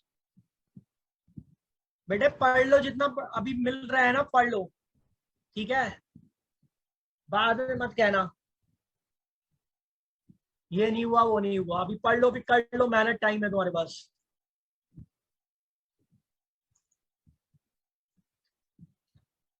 मैं खुद बिजी हो जाऊंगा कुछ टाइम के बाद, क्योंकि मेरी ऑफलाइन क्लासेस चलेंगी, फिर ऑनलाइन भी चलेंगी ऑफलाइन भी चलेंगी। 5x और 3y हो गया। जिंक कितना है? 3x और 2y. 2y। क्या दे रखा है रेशियो? 10-15 दिन बाद से तो मेरी ऑफलाइन क्लासेस भर जाएंगी। सेंटर पे आओ और पढ़ो आराम से। 31:19 हो गया। इसी रेशियो में दे रखा है ना, क्रॉस मल्टीप्लाई कर लो, एक्स और वाई का रेशियो तो आ ही जाएगा।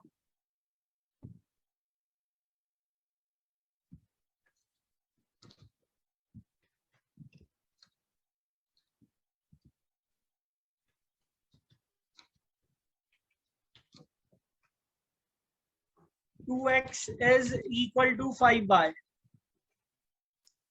तो x/y क्या आया? 5:2। तो किस रेशियो में मिला रहा हूं? 5:2 में मिला रहा हूं क्या? अरे 5:2 में मिला रहा हूं क्या? नहीं सर. मार्क मत कर देना अगर ऑप्शंस में हो तो, क्योंकि यहाँ आते आते बच्चा ये भूल जाता है कि क्वेश्चन क्या था। अरे हमने मिलाया क्या है? 8x और 5y। एक्स वाई का रेशियो आ गया, यहां तक समझ में आया?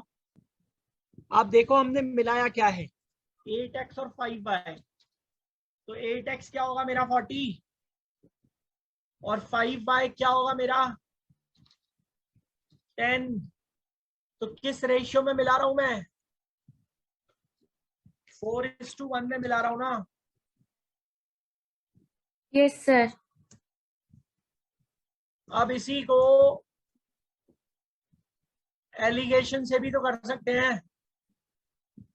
यहाँ पे कॉपर आपको 5/8 दिख रहा है।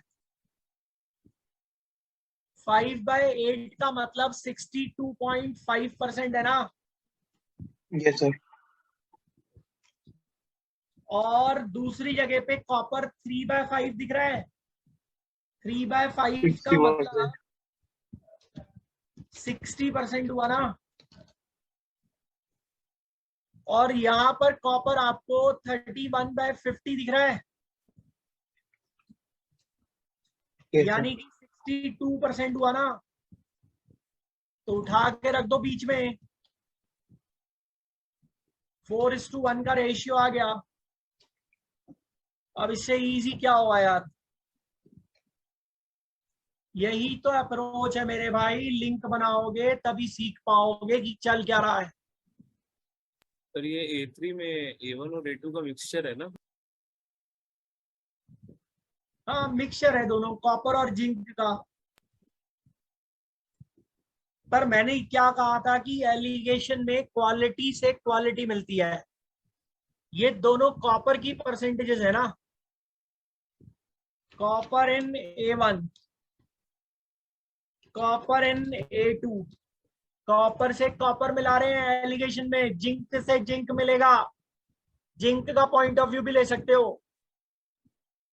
पहली जगह पे जिंक कितना है? 3/5, 3/8 यानी कि 37.5%। Yes, sir. दूसरी जगह पे जिंक कितना है? 40%। 40%। ओवरऑल कितना है? 38। यहाँ पे लगाओगे तो भी वही आएगा 4:1। आपकी इच्छा है सर, जिसको दिख रहा है उसको लेके कर डालो बस। एडवांस में ये भी सिखाऊंगा कि अगर ये परसेंटेजेस नहीं दिखी आसानी से तो क्या करेंगे। आगे बढ़ते हैं, एक टॉपिक रह गया है छोटा सा, रिमूवल रिप्लेसमेंट, जिससे आपको बहुत ज्यादा डर लगता है।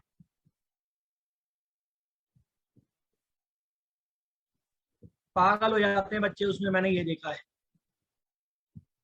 समझ ही नहीं आता क्या हो रहा है सर।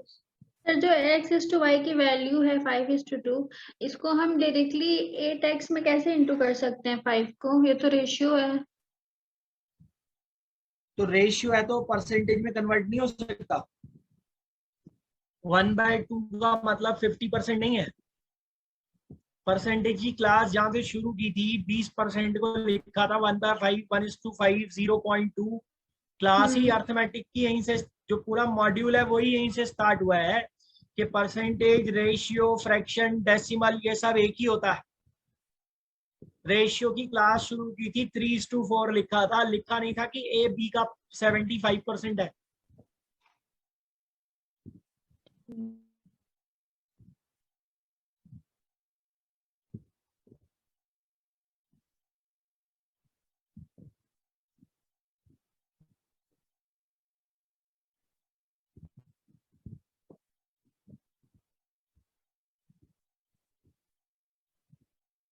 और अगर सिर्फ एलिगेशन से ही करते हुए चले आगे क्वेश्चंस तो बन जाएंगे लगभग सर।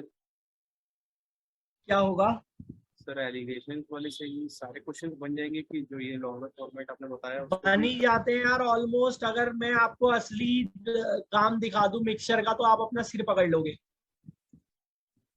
एडवांस में तो ये सब मैं बताने वाला ही नहीं हूँ। आप दूसरे मॉड्यूल पढ़ के देख लो एडवांस के, आपको ये क्वेश्चन एडवांस में कराते हुए दिखेंगे टीचर।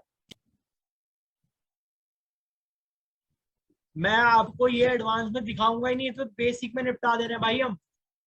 एडवांस में तो कहानी अलग तरीके से चलेगी, सारा इनका सारा सिस्टम हटा देंगे वहां से। ये सब तो बिल्कुल जीरो हो गए वहां पर। वहां तो गंगा ही उल्टी बहती है। इसलिए पहले बेस क्लियर हो जाए तो सारा सारा काम बता दिया। मिक्सचर 3 घंटे लगते हैं पढ़ाने में, ये मान के चलो। अगर सिर्फ रिमूवल, रिप्लेसमेंट और मिक्सचर पढ़ाना है 3 घंटे चाहिए, बेसिक एडवांस मिलाकर।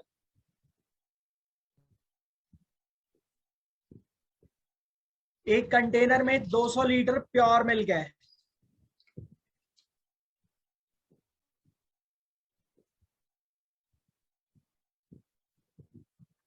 आपने यहां से 20 लीटर बाहर निकाला और उसकी जगह 20 लीटर पानी अंदर डाल दिया। फिर 40 लीटर निकाला, उसकी जगह 40 लीटर पानी अंदर डाल दिया। फिर 50 लीटर निकाला, उसकी जगह 50 लीटर पानी अंदर डाल दिया। 20 लीटर निकाला, उसकी जगह 20 वाटर डाल दिया अंदर। फिर 40 निकाला, उसकी जगह 40 लीटर वाटर अंदर डाल दिया। फिर 50 निकाला, उसकी जगह 50 लीटर पानी अंदर डाल दिया। कहता है at the end of these 3 operations milk कितना और वाटर कितना।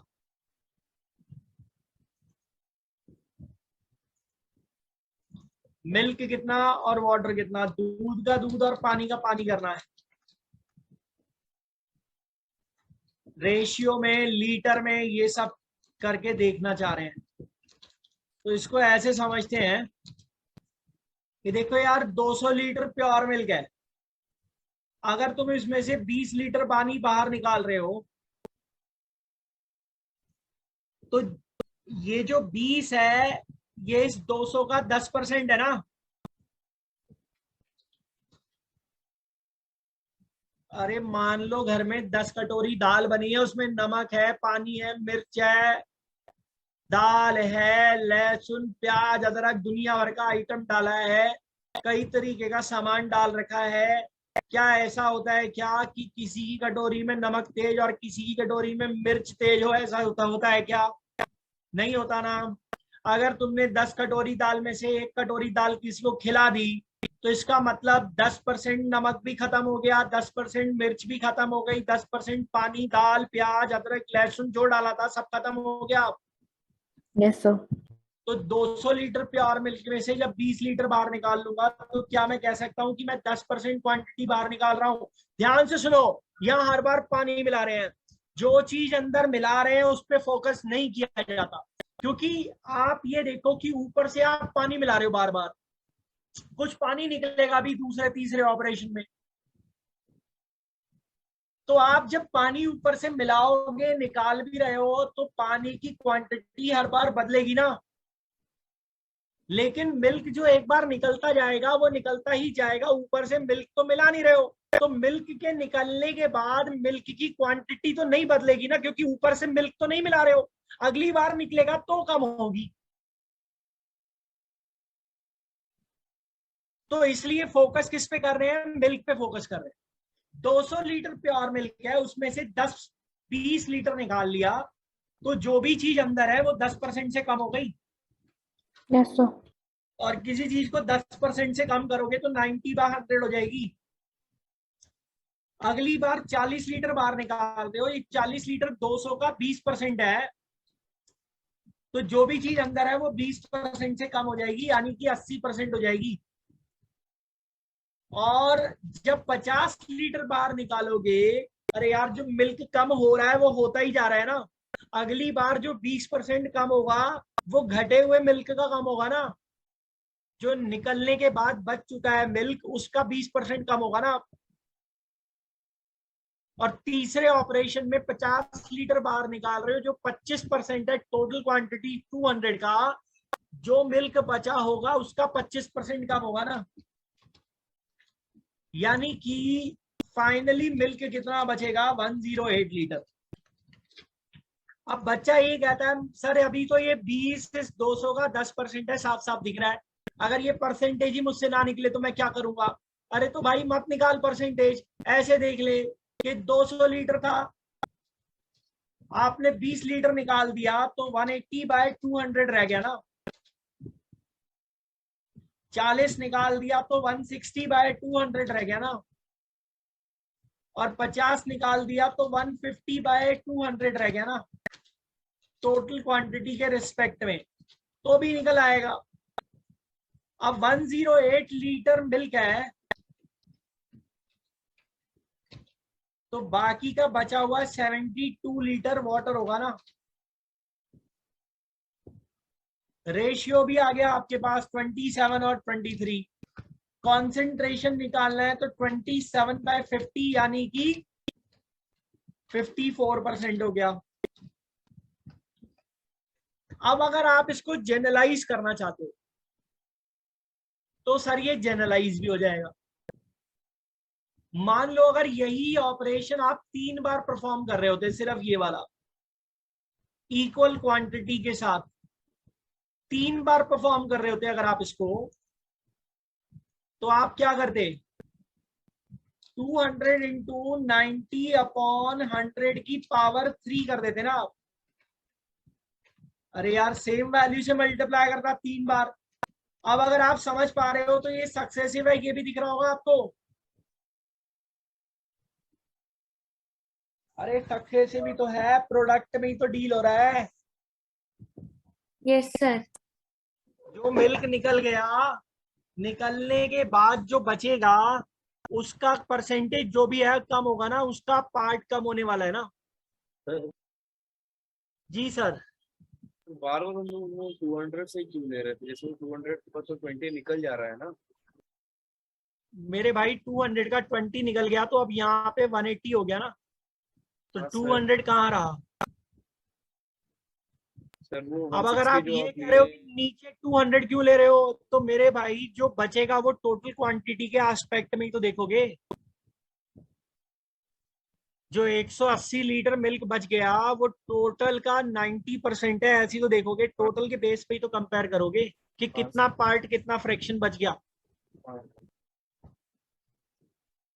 यानी कि इक्वल क्वांटिटी के रिप्लेसमेंट में मैं इसको जनरलाइज भी कर सकता हूँ। तो हाँ, वो 20 कैसे? लीटर से वाटर जा रहा है इसीलिए ऐसे कर रहे हैं। क्या कह रहे हो? वाटर 20 लीटर निकल भी रहा है और 20 लीटर जा भी रहा है, इसीलिए उसको बार बार 200 से कंपेयर कर रहे हैं। हाँ, इसलिए वाटर, क्योंकि वापस डालने के बाद टोटल क्वांटिटी तो 200 लीटर ही हो जा रही है ना। ठीक है सर, ठीक है।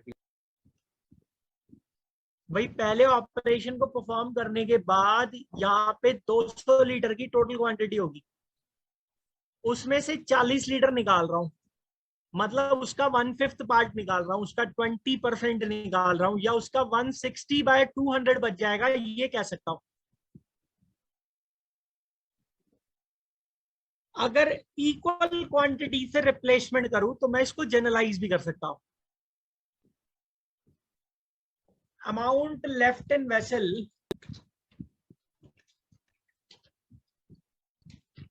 सर वो बीच में आपका 92 लीटर बचेगा ना वाटर, जो 72 आ चुके हैं। कौन सा 92? सर 108 और 92 तो लिखा था वहां पे। सर आपने 72 लिखा था। वो गलती से लिख दिया होगा, 92 होगा वो। ठीक है sir.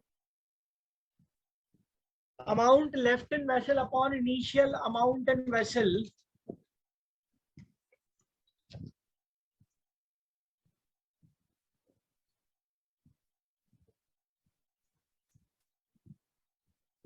is equal to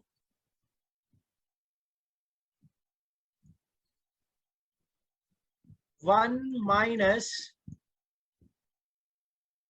y upon x की पावर n।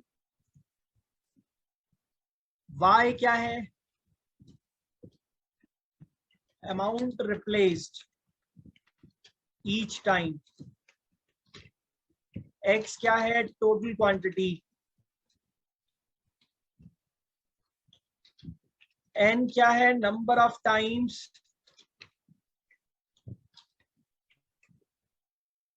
Operation perform. ये जो आप यहां पर देख रहे हो, ये अमाउंट लेफ्ट इन वेसल और इनिशियल अमाउंट इन वेसल का रेशियो है, एक तरीके से रिलेशन है, पार्ट है, फ्रैक्शन है, परसेंटेज है, जो मर्जी कहना चाहो। अब इसका मतलब आपको और अच्छे से समझ में आएगा एक एग्जांपल के थ्रू। एक कंटेनर है, उस कंटेनर में कुछ सल्फ्यूरिक एसिड है।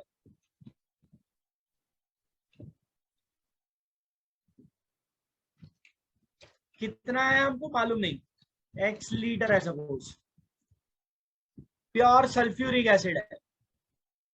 इसमें से हमने 30 लीटर निकाला,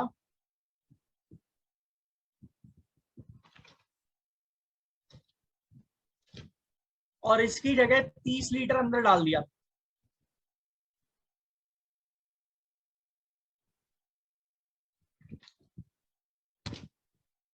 और सेम ऑपरेशन कर रहे हैं टोटल 3 बार। 3 बार ऐसा ऑपरेशन करने के बाद अंदर क्या डाल रहे हैं? पानी। टोटल 3 बार कर रहे हैं ऑपरेशन। 3 बार के बाद सल्फ्यूरिक एसिड टू वाटर 64:61 में हो गया। कहता है ये टोटल क्वांटिटी कितनी है, ये निकालो। अब इस क्वेश्चन में और इस पिछले वाले में जो एग्जांपल मैंने दिया था उसमें कोई डिफरेंस नहीं है। पहले ये x दे रखा था, हमने ये रेशियो निकाला,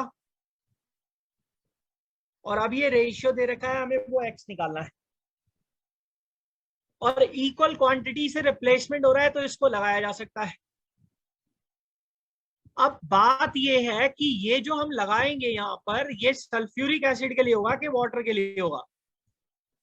सल्फ्यूरिक एसिड के लिए होगा। ये उस क्वांटिटी के लिए है जिसको हम अंदर नहीं मिला रहे हैं। जो अंदर मिला रहे हैं उसकी क्वांटिटी बदल जाएगी, उस पर ये सक्सेसिव नहीं लग पाएगा।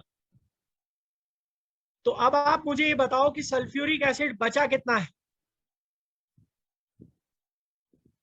सल्फ्यूरिक एसिड बचा कितना है? 64 यूनिट्स।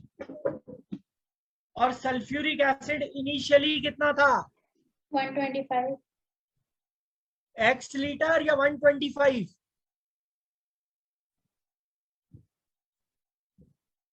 x 125।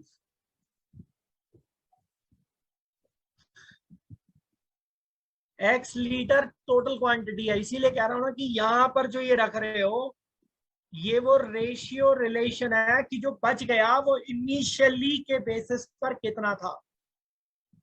x तो टोटल क्वांटिटी को रिप्रेजेंट कर रहा है, तो ये बराबर है किसके? 1 माइनस 30 अपॉन x की पावर 3। तो भाई यहां से x के लिए सॉल्व कर सकते हो? अरे हो जाएगा ना? Yes, sir.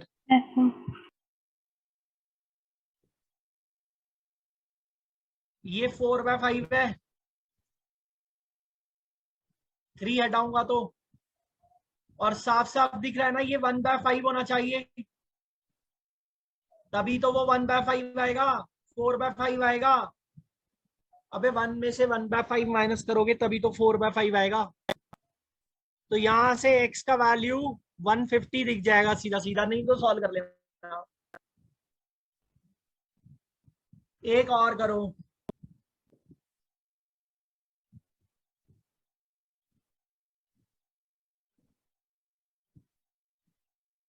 एक कंटेनर में ऑक्सीजन है और नाइट्रोजन है, 81% ऑक्सीजन है और बाकी की बची हुई नाइट्रोजन है।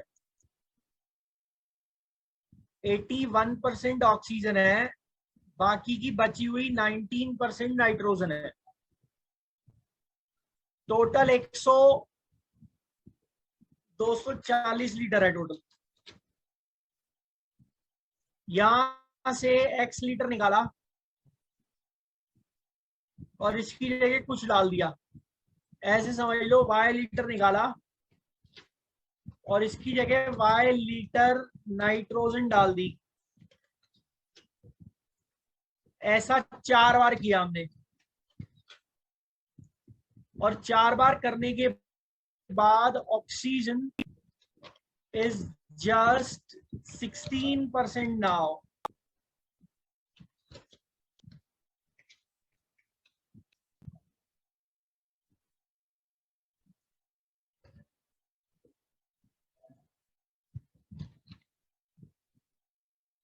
तो ये जो अमाउंट रिप्लेस किया है ये कितना है? फिर से यही सेम अप्रोच लगाई जा सकती है। इसका स्क्रीनशॉट ले लो, मैं हटा रहा हूं, नहीं नीचे ही कर देता हूं यार। अब ये ऑक्सीजन के लिए लगेगा ना, नाइट्रोजन मिला रहे हो अंदर। ऑक्सीजन बची कितनी है? पहले कितनी थी? 81 1 माइनस y अपॉन 240 की पावर 4, ऐसा कर देंगे। सॉल्व करेंगे तो y का वैल्यू 80 लीटर आ जाएगा। अब वो आप कर ही सकते हो, सीधा सिस्टम है भाई, कोई टेंशन ही नहीं लेनी कहीं से कहीं तक। अब बताइए सर, कोई इश्यू हो तो मैं क्लियर कर देता हूं।